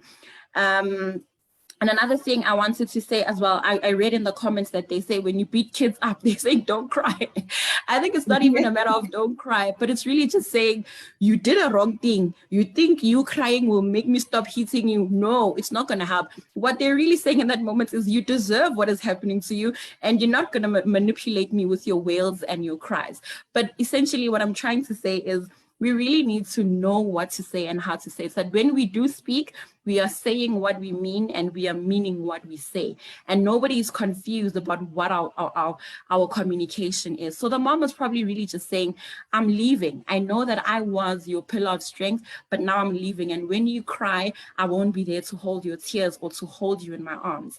And instead, she bruised you by saying, don't cry, without giving it context. Ish, guys. I think also as you're speaking and all of this is going on, it's just impressed on my heart to say, guys, we need to handle people with grace. Wherever we go, whoever we meet, people are hurting. People are carrying so much burdens and so much stress. We don't want to be the reason that somebody reaches their breaking points. We don't want to be the reason that somebody throws in the towel. People are carrying so much hurt. We need to handle them with grace, handle them with gentleness, and handle them with kindness, because I think it's what we would appreciate as well. Yeah. And now I would know why she would say that, because I was I'm so emotional. Like I express my emotions in freely, you know, and I guess she thought that to some extent, because she was I used to depend on her so much for emotional support. Like, I mean, as my mother used to put sweetie in her mouth as old as I was and give it to me, right? If she had anything, she would just use, I would not take it from her mouth, not with my hand, but with my mouth. So she felt like, because she felt like I am this person who was fragile and I needed to be strong within that moment, because she wasn't going to be there. Because the reality is, my family circle, I don't have family to depend on. The only person I really could depend on was her. So no, I thank you so much for that. Thank you. All right. Thank you so much, Camelia, for that one. Lou's coming through right now. I think there's a lot. The role of friends, family, in identifying our destructive toxicity is one that needs to be overemphasized. I feel like sometimes we leave relationships too early and find the exit door too easily because we cannot handle the raw toxicity that we see in others. Matthew chapter 9, verse 36 reads and says, I'm just going to give to Mlu now. When he saw the crowds, he was moved with compassion for them because they were harassed and helpless like sheep without a shepherd. That's our Jesus right there. And I think when we see each other harassed by life, helpless, sheep without a shepherd, Let's have compassion on one another. Sometimes most of us could probably still have the friends that we lost and cut off. We probably could be married and happy, but the people that we cut off because they were toxic, right? We could be having those powerful relationships in church that we don't have with our family members, that we don't, because we're so quick to find the exit door. And the world is always encouraging that we cut, we cut, we cut, and we cut. And Jesus says, have compassion on them. They are harassed, they're helpless like sheep without a shepherd. Lou and Monica come through. It's an exciting one here. Mpumi, you need to tell us what you do. That's one of the questions that was asked to me on my WhatsApp. What does Mpumi do? Like this girl. What does she do? All right, you'll give us a rundown of what you do. That's always what we want to do as 2:30 to make sure that all our speakers get to be recognized so that people can find as much help as possible out there. Lou, our resident men conference leader, take us through. Hello, everybody. Happy Sabbath. Good afternoon. Am I audible, sir? Sure, Ntwana. Sure. Okay. Awesome. I'm very glad that you actually just quoted the verse that you did now and mentioned what you just mentioned now, because I've just been thinking about this, and I know this is your disposition. You believe in that you should stay around, like learn how to handle people and be there for them, and I think that's beautiful, that it should be like that. However, there is another side to it. There's another side to it, which I find very sad, because you see, we learn every day, right? And today, this very day, there's somebody who learned that they have attachment issues of whatever kind, and they would really want to get well. For some, they do not probably want that. Even if they did want to, they are struggling with other issues, maybe in commitment, that cause them to actually never do anything about the things they discover about themselves, right? The first maybe group of people might actually find themselves an avenue where they feel that they are accepted with their issues, with their kind of toxicity. And so they avoid confronting the problems that they have, and they would rather just, transport themselves to this place where they feel, I do not feel that me being me as this person is a burden and is a problem to someone. So I'm going to stay here and I'm just going to be like this. The other ones beautify their toxicity, which I've actually seen in social media, more so on Twitter, where people come out and be like, you know what, Mina, this is my toxic trait. I do this when I'm like that. And you find this, I find this disturbing, because you find people really beautifying the things they should be getting rid of, right? Because I do not believe that finding that you have a toxic trait that makes you a bad person. However, it makes you hard to deal with, depending on what it is that you are struggling with. It makes it difficult for others around you to have healthy interactions with you. So instead of beautifying that and saying, this is my toxic trait, it's like the same way that as Black people, we own our ailments. Not ailments, but our sicknesses. Mina vele ngumuntu weflu, vele ngiyazazi, mina nginekhanda lami, vele ngiyazazi. And we sort of normalize living with these things without looking into how can I actually get to a point where I'm not dealing with this anymore. And the problem here is that you find that this comes as Lulu said in her comment, and I'm going to come to the last part where she spoke about a healthy relationship with Christ, that these toxic traits and issues will manifest themselves a lot in romantic relationships, because romantic relationships are more close and more, in your face. So you really get to see, and when you're dealing with someone on a regular basis, you get to see, and there's just something that is just not right with this person. Now, you find that instead of us looking for healing, we go into relationships wanting the other person to love me as I am, right? To love me as I am, and they're just supposed to love me as I am and not give me issues about how I am and not even try and lead me to another path. They should love me as I am. And this is how I should know they are the one.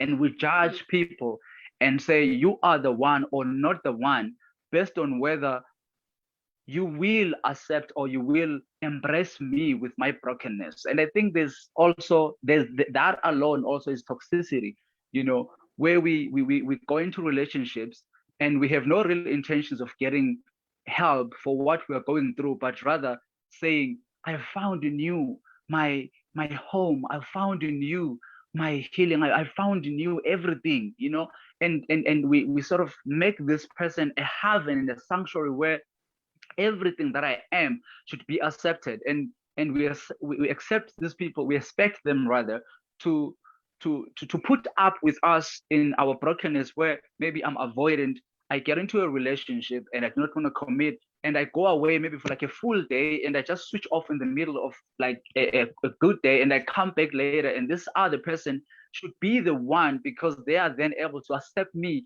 where I'm coming from, and I think there's just something wrong about that. Now, the last part of my contribution is this: there is indeed a beauty and healing power in having an authentic relationship with Jesus Christ.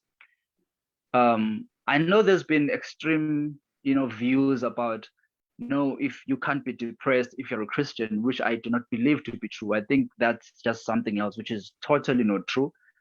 However, at the same time, I believe that we could actually be better, in whatever condition we find ourselves in, when we have an authentic relationship with Jesus Christ, where we are truly having a place where we feel we have a living individual who actually exists, who can hear us and can take care of us when we are broken, the person we cry to when we cannot, deal with such things. As David said, when he says, when I'm overwhelmed, lead me to the rock that is higher than I. When I'm afraid, lead me. So that relationship where we really pour out ourselves, in whatever situation we find ourselves in, it helps us cope with situations better. The relief that comes just having a relationship with God and praying also helps us in dealing with situations, because we get to identify with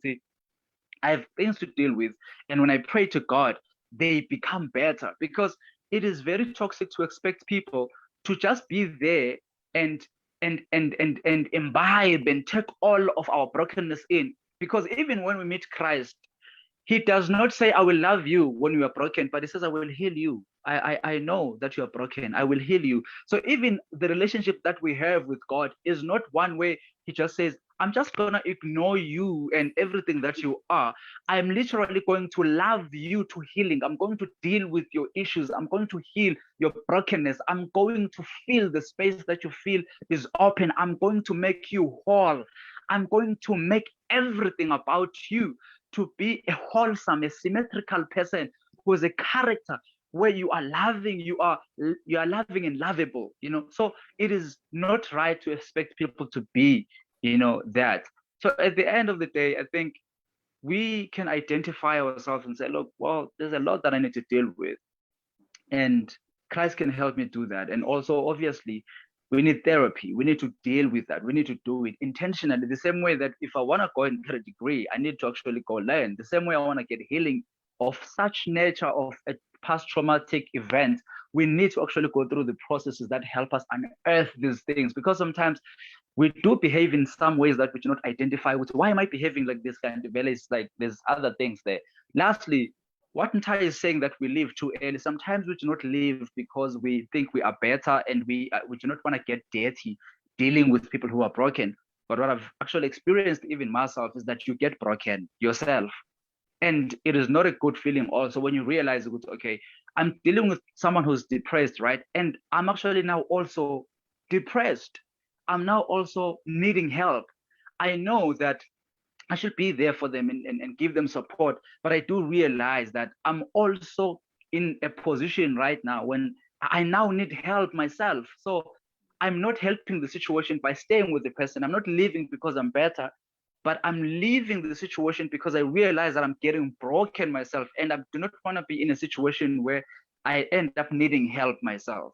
So it's not like I'm better, but I also am protecting myself as a person, not from the other person, but rather from me actually getting so broken by the other person and ending up needing help. We can only really help so much because we assume that when I'm dealing with someone who's having issues, they also assume, would say, well, I'm a broken 5 and Umlu is a perfect unbroken 10. So he has all the strength to be a me. He has all the strength to be what I'm going through. Whereas Umlu, he's just human, he's frail, he's fragile, he's just dust.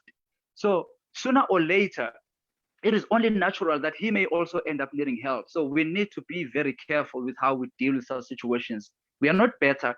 We are just also afraid of actually getting broken to that point of needing help like the other person. Yeah.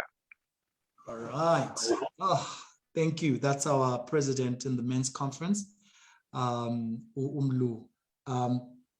We're not better. We're broken. All right. We're broken. There's healing in relationships. All right. We're about to come to the end. I think it's quite an emotional lesson because we once you recognize just how pathetic you are, then that's where the healing comes in. But the Bible says in the book of Jeremiah that the heart is deceitful above all things. Who can know it? You must love it in the Zulu version, right? The heart is deceitful above all things. Who can know it? So that's a very important thing that we're talking about, Mlu, healing as we should. All right. Monica had a hand up. I'm thinking Monica had a hand up. I don't see it anymore. Boom, you want to take us through and maybe respond to some of the things that are coming through? I see you're writing quite a lot.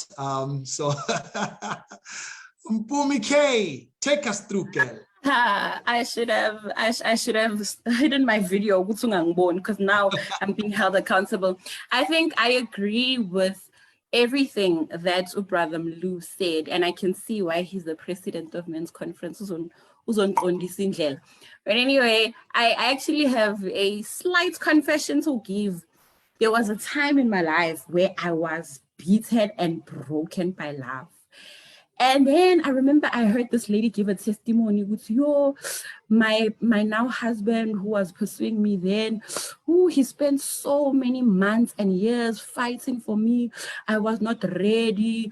I was in a dark place and all of that. And then he won me over. His love never died. And I was like, I want that to be my story. So when love broke me, I was like, Lord, I need the same kind of man who you gave that lady who's going to fight and work and make sure that I come to a place of being healed because of his love. And God said to me, there is no way I'm going to expose a son of mine to you for them to be broken and crushed by you. Healing is your responsibility, and that's exactly what you're going to do. And I was so rebuked, and I said, okay, Lord, we're going to do the healing work, because honestly, if you are aware of your hurts, if you know resources that can help you, if you can do the work, why wait for somebody to have to work and tirelessly labor to get you to a place that you could have very well gone to yourself? So if we really can, if we really can, let's do the work to heal. Let's do the work to be okay so that it is a pleasant experience for the other person that gets in our lives too. And I was thinking about the contention that Brother Mlu had on having compassion on people and not leaving too early. I think the reason why people don't do the work is because, let's be honest, it's gruesome. It is ugly. It is hurtful. My sister once said that she doesn't want to go to therapy because she's afraid of what therapy will unearth. A lot of us are afraid of the emotions we're going to confront when we actually start doing the work. So we'd rather be lazy and do nothing and have people accept who we are, because it's really, really, really painful work. And another thing is that once you become aware and once you know what you have to change, you have to be accountable to yourself. You have to be accountable to the people in your life, and nobody wants to be accountable. Like, you know how people don't want accountability partners for gym because they want to skip gym and dodge gym in peace. But when people know that you've got goals, when people know that you're trying to heal, they will hold you accountable. And that's why it's so difficult for us to want to do the work. But there's absolutely no excuse. If we really want to have a beautiful life, we have to play a part in shaping that beautiful life. And finally, I wanted to say, Gutsi, I know people like saying the thing, oh, I'm with him, I'm with her, or I'm with them because they get me. I find that so problematic. And it's speaking to what Umlu was saying. It's so problematic when we want to be with people who get us, because they will leave us where they got us. When people get you, normally they don't want you to grow. They entertain your mediocrity. They coddle your imperfections. They coddle your nonsense behavior, rubbish behavior, because they get you. They leave you right where they got you. You want to be with people who challenge you. You want to be with people who question you. You want to be with people who bring you to book. You want to be with people who say, no, Mpumi, you think you're all that and a slice of cake, but actually you're very messy. Actually, you're very rude. You want to be with people who do that to you, who bring out the best in you. But those who are going to coddle you and get you and Nyuga, go up, girl. Yeah. Very problematic. You don't want to be with people who get you because they leave you right there. You want to be with people who elevate you and call you out on your nonsense. Yo, what does the church say? I hear amen. What does the church say on that? You want to be with people that elevate you, that point out that you're very toxic, that you've got a short temper, that this thing that you're doing will get you nowhere. We need those kind of people, and that's the role of friends, family, brothers, sisters within a family setting, within a church setting. Thank you so much, Mpumi. We've just learned so much. Monica, come through on that one. Monica's got a hand up there. Mpumi, you are literal fire. God bless you. Yo, girl. Yo. Monica, go ahead. Yes, please. Good day. It's good morning for me here in the US. It's a snowy morning and I greet you. I am thanking you, whoever the brainchild is of this program. I mean, it is profound, it's enlightening, it's supportive. And I joined in the end, perhaps in the end of the discourse, I joined at the place of EI, emotional intelligence. So I didn't get the beginning. However, I've shared it and I'll go look at it on Facebook later. And thank you for giving me the name. So my purpose for reaching out here at this point is to let you know that what you're doing is great, is grand, and is something that we really need. In my case, I am the leader of the women in my church, and there are so many burdens that we have. And like, I don't know how to pronounce her name. I think she goes under Van Herdes. She talked about the emotional attachment that you would get from everybody. I used to be that girl. I had everybody, and I have all these stories in my head. And I realized at one point in time, if you don't give up these stories, put them in a shelf, file them, and put them closed or something, that you would carry these burdens all through your life. And so that was my beginning of healing. Secondly, I went to one of the matriarchs in my family, and I had a broken marriage at the time. I was 29, and she said to me, "You're young, you could grow it out. You don't need to go to counseling." That was the worst advice ever. And as a result, it hindered my life, because now I think I'm good. I can manage my own stories. But when I went to therapy, I understood the good news of going to such a place and getting rid of the trash that was in my baggage for all these years. And so I've been recommending to all the people who have sense, and those who could hear, even if they're 6 years old, talk about it. Let's talk, because I think that's where we begin to change the narrative of our generation. They don't have to come from our bellies, but just tell them, "Look, child, you don't feel good? Sit down. Let's talk about it. Tell me how you feel." And that way it would help a lot with our growth and development. In relationship to the commentary regarding staying in toxic relationships or leaving quickly because the exit is easy. In my own case, I think I would look for all the different ways to ensure that I have done my absolute best. And so sometimes instead of leaving quickly, perhaps I stayed too long. And that's just been my own personal experience. So it could go on either side of the fence. But the thing is, one of the points I picked up when I made my reviews is that listen to what a person says the very first time. And if you get what they say the first time, you're better able to manage the relationship. And I mean, whether it's a friendship or student-teacher relationship or whatever the situation is, listen to them the first time. A lot of times we are so busy processing what is said, reading between the lines that they have no idea about. And they say, but I didn't say it, I didn't mean it, I don't know how you get that information. And so it is really important for us to listen, be assertive in our listening, watch the body language if we can see it, and because it could be on the telephone, and appreciate what they're saying. And if you don't understand, please ask them again, am I to understand you saying this? Is this what it means? And so we are better able to help each other. And once again, thank you so much for this program, and thank you for having me. All right. And happy Sabbath, wherever you are around the world. Happy Sabbath to you, Monica, right there. Our Sabbath is about to end. Yours is just beginning. And we are warm here in Africa, so you may know we're wearing t-shirts. We're good to go. All right, Mpumi, listen, get ready to give us your parting shots. I think your deliverables, as we're about to close the session right now.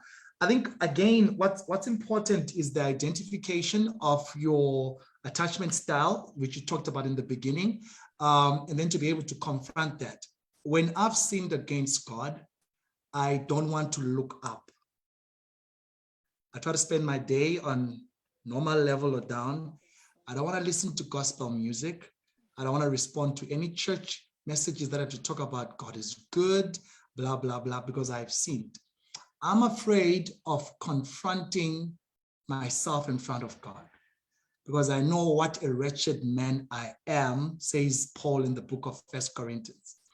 And I think this is where now we need to come in, all of us, and say to ourselves, maybe we need to gather the strength to look at the man in the mirror and tell him the truth. To look at the woman in the mirror and tell her the truth. You're very toxic. You need help.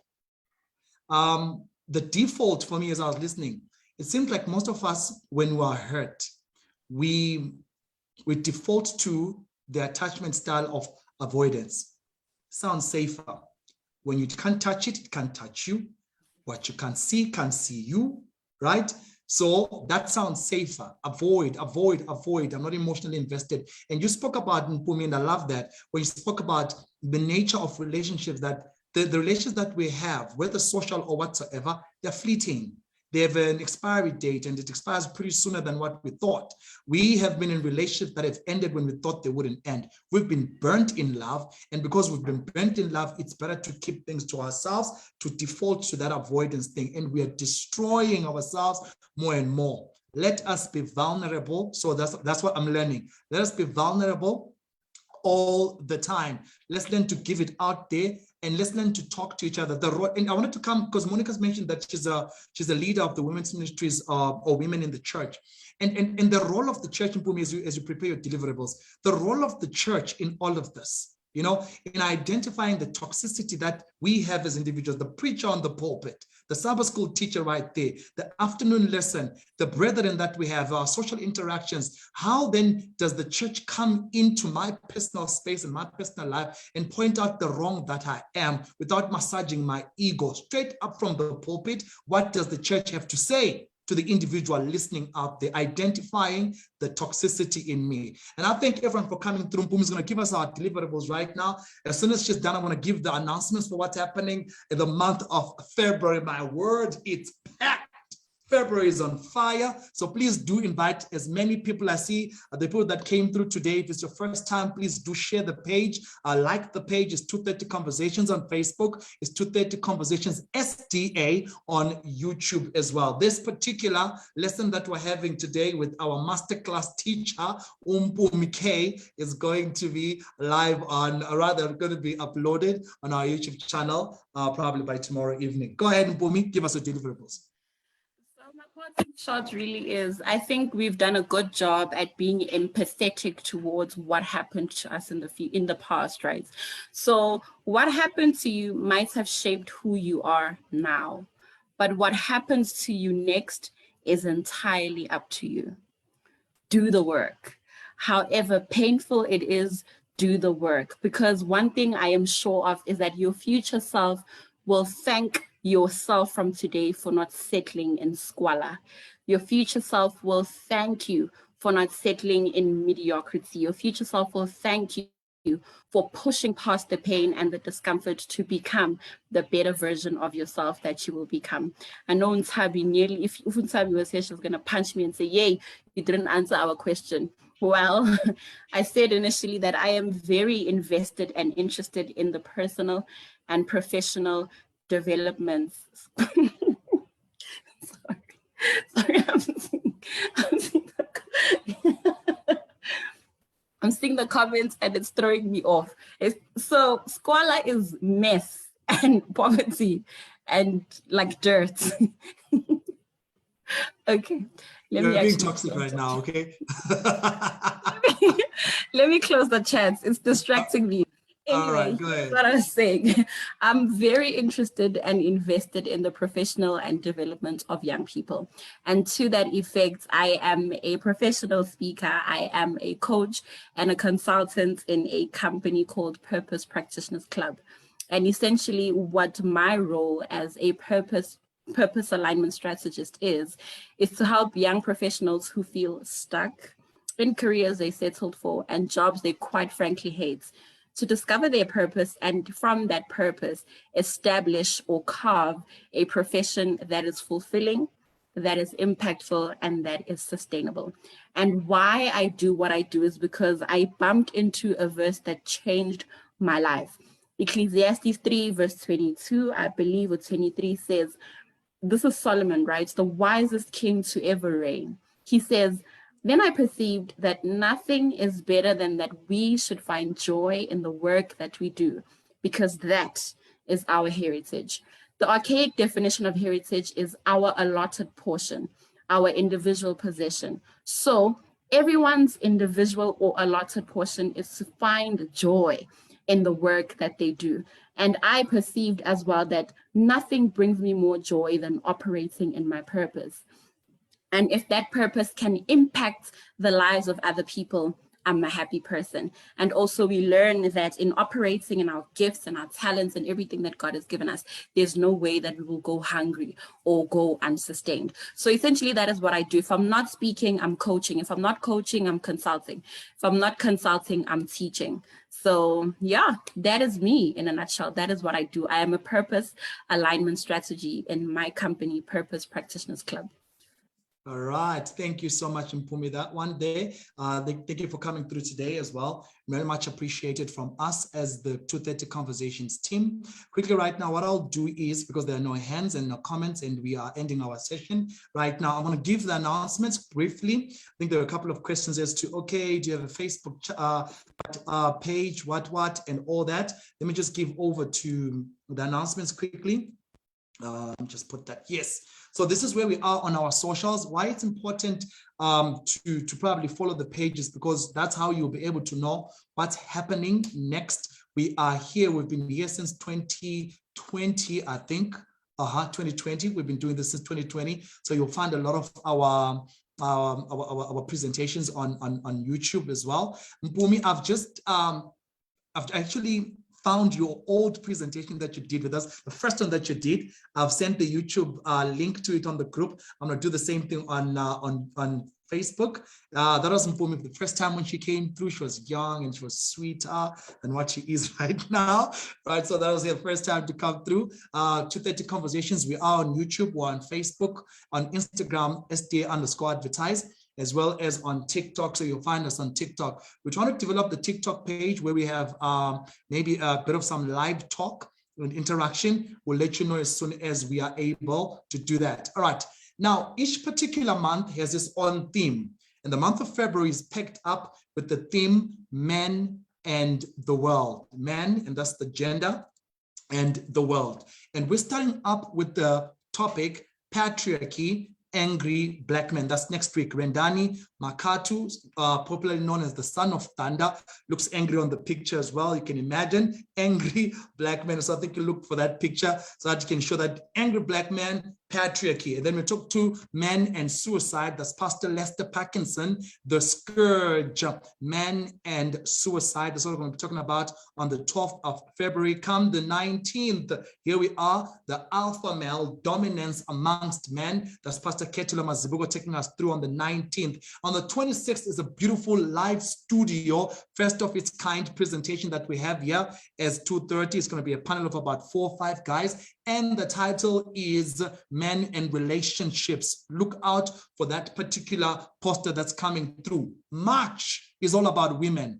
The title, Women and the World. So we'll be coming through with the posters as well. The speakers are all gathered up. All we need to do is just create the posters and get the hype up there. So thank you so much for coming. We do airtime contributions. If you want to buy data here in Africa, South Africa particularly, we can buy data for you through the help of the Northern Conference, which has been sponsoring the platform together with the Zoom platform that it has sponsored for the whole year. Appreciate that. We have money for data. Please do not be afraid to ask for data. Talk to people out there and ask them to come to the platform. If they don't have enough data for that, please let them contact me. That's my number, South African number, Mtandazo, 073-974-8498. Ashley is next on that one, 076-890-5511. So please do contact us. We'll give you the data that you need. Also, if you do want to contribute, right, our major expenses are just data and maybe the Zoom platform. Thank God that our speakers have not charged us a dime. Mpumi are professionals in their setting, have not charged us anything. We really honestly appreciate what they do for us here, taking their 2 hours and doing the best. So thank you so much, everyone, and thank you for coming. Right now, what we're going to do, we're going to talk to our Father, and we're going to ask him to help us. We're going to ask him to help us to identify when David is faced up with the sins. He says to God in the book of Psalms chapter 51, verse 10, create in me a clean heart, O Lord. And that's our prayer right here. Wretched men that we are. The things that we want to do, says Paul in the book of 1 Corinthians, the things that I want to do is not the things that I do, but the things that I don't want to do are the very things that I do. O wretched man that I am, who shall deliver me from this body of death? And then the verse continues, says, thank the Lord Jesus, because he is able to do all of that. So we need to talk to our Father so that he can be able to identify what we can't identify what our friends can't identify. May our sins show up right in our faces, and we face them and we change. Because he that shall come will surely come and will not tarry. Hebrews chapter 10, verse 31. Let's pray. We thank you so much, Father, this particular day, in our different time zones. We thank you for being our Father. We appreciate your presence in this place, and thank you for Mpumi, your daughter, who was imbued with your spirit and took us through a beautiful presentation. We see ourselves for who we truly are, and we're not good people as we'd like to think. We're broken. We've broken others as well. We're diseased emotionally. We're diseased mentally. We need you. And if there was a time that we need you today. We need you now. And I pray for myself. I pray for someone out there. I pray for the church. I pray for this platform. I pray for the leadership behind this platform. Lord, heal us from ourselves. Save us from ourselves. Strengthen us, bless us, keep us close to you. May the healing power of Jesus heal us completely.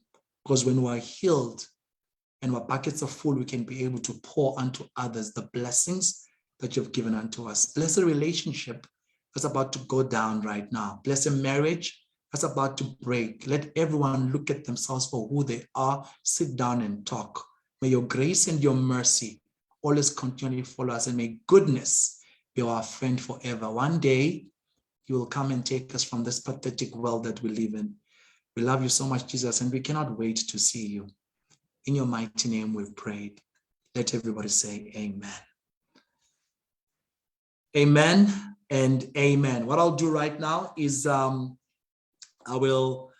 take the Zoom link. What we do right now for the next 10, 15 minutes is what we call after scenes, where we now talk to each other just casually. Our speaker doesn't need to be there, but we can, if he wants to stay, just for 10 minutes, 15 minutes, we say hi and bye, get to know each other some more, and then end it up. So those that are on the Facebook channel or Facebook feed, I'm quickly going to copy our Zoom link in case you want to come through as well. I'm going to copy our Zoom link and just paste it quickly now. Please do check out Mpumi's presentations that she had the first time when she came to our platform here. Thank you so much, because she always says yes and she's always there. Mpumi, thank you. God bless you forevermore. So I've sent the YouTube channel, the Facebook link. I'm going to just stop the live stream right now. Like I said, we'll be able to upload this by tomorrow. Please do check it out on our YouTube. Please do subscribe to our page so that the notifications can come through to you. I think the most important thing is, can we please invite? We've heard this, we're all learning. Tabi saying would be one of the first people to say 230 has changed their life. You have no idea how it has changed my life, and how it's changing other people's lives out there. Let's share. The good news must be shared. The gospel is another beggar telling another beggar where to find bread. Please, let's do that. Jesus is in this place. I'm stopping the live stream and to start the After Scenes Facebook family. Please do come here, stopping the live stream now.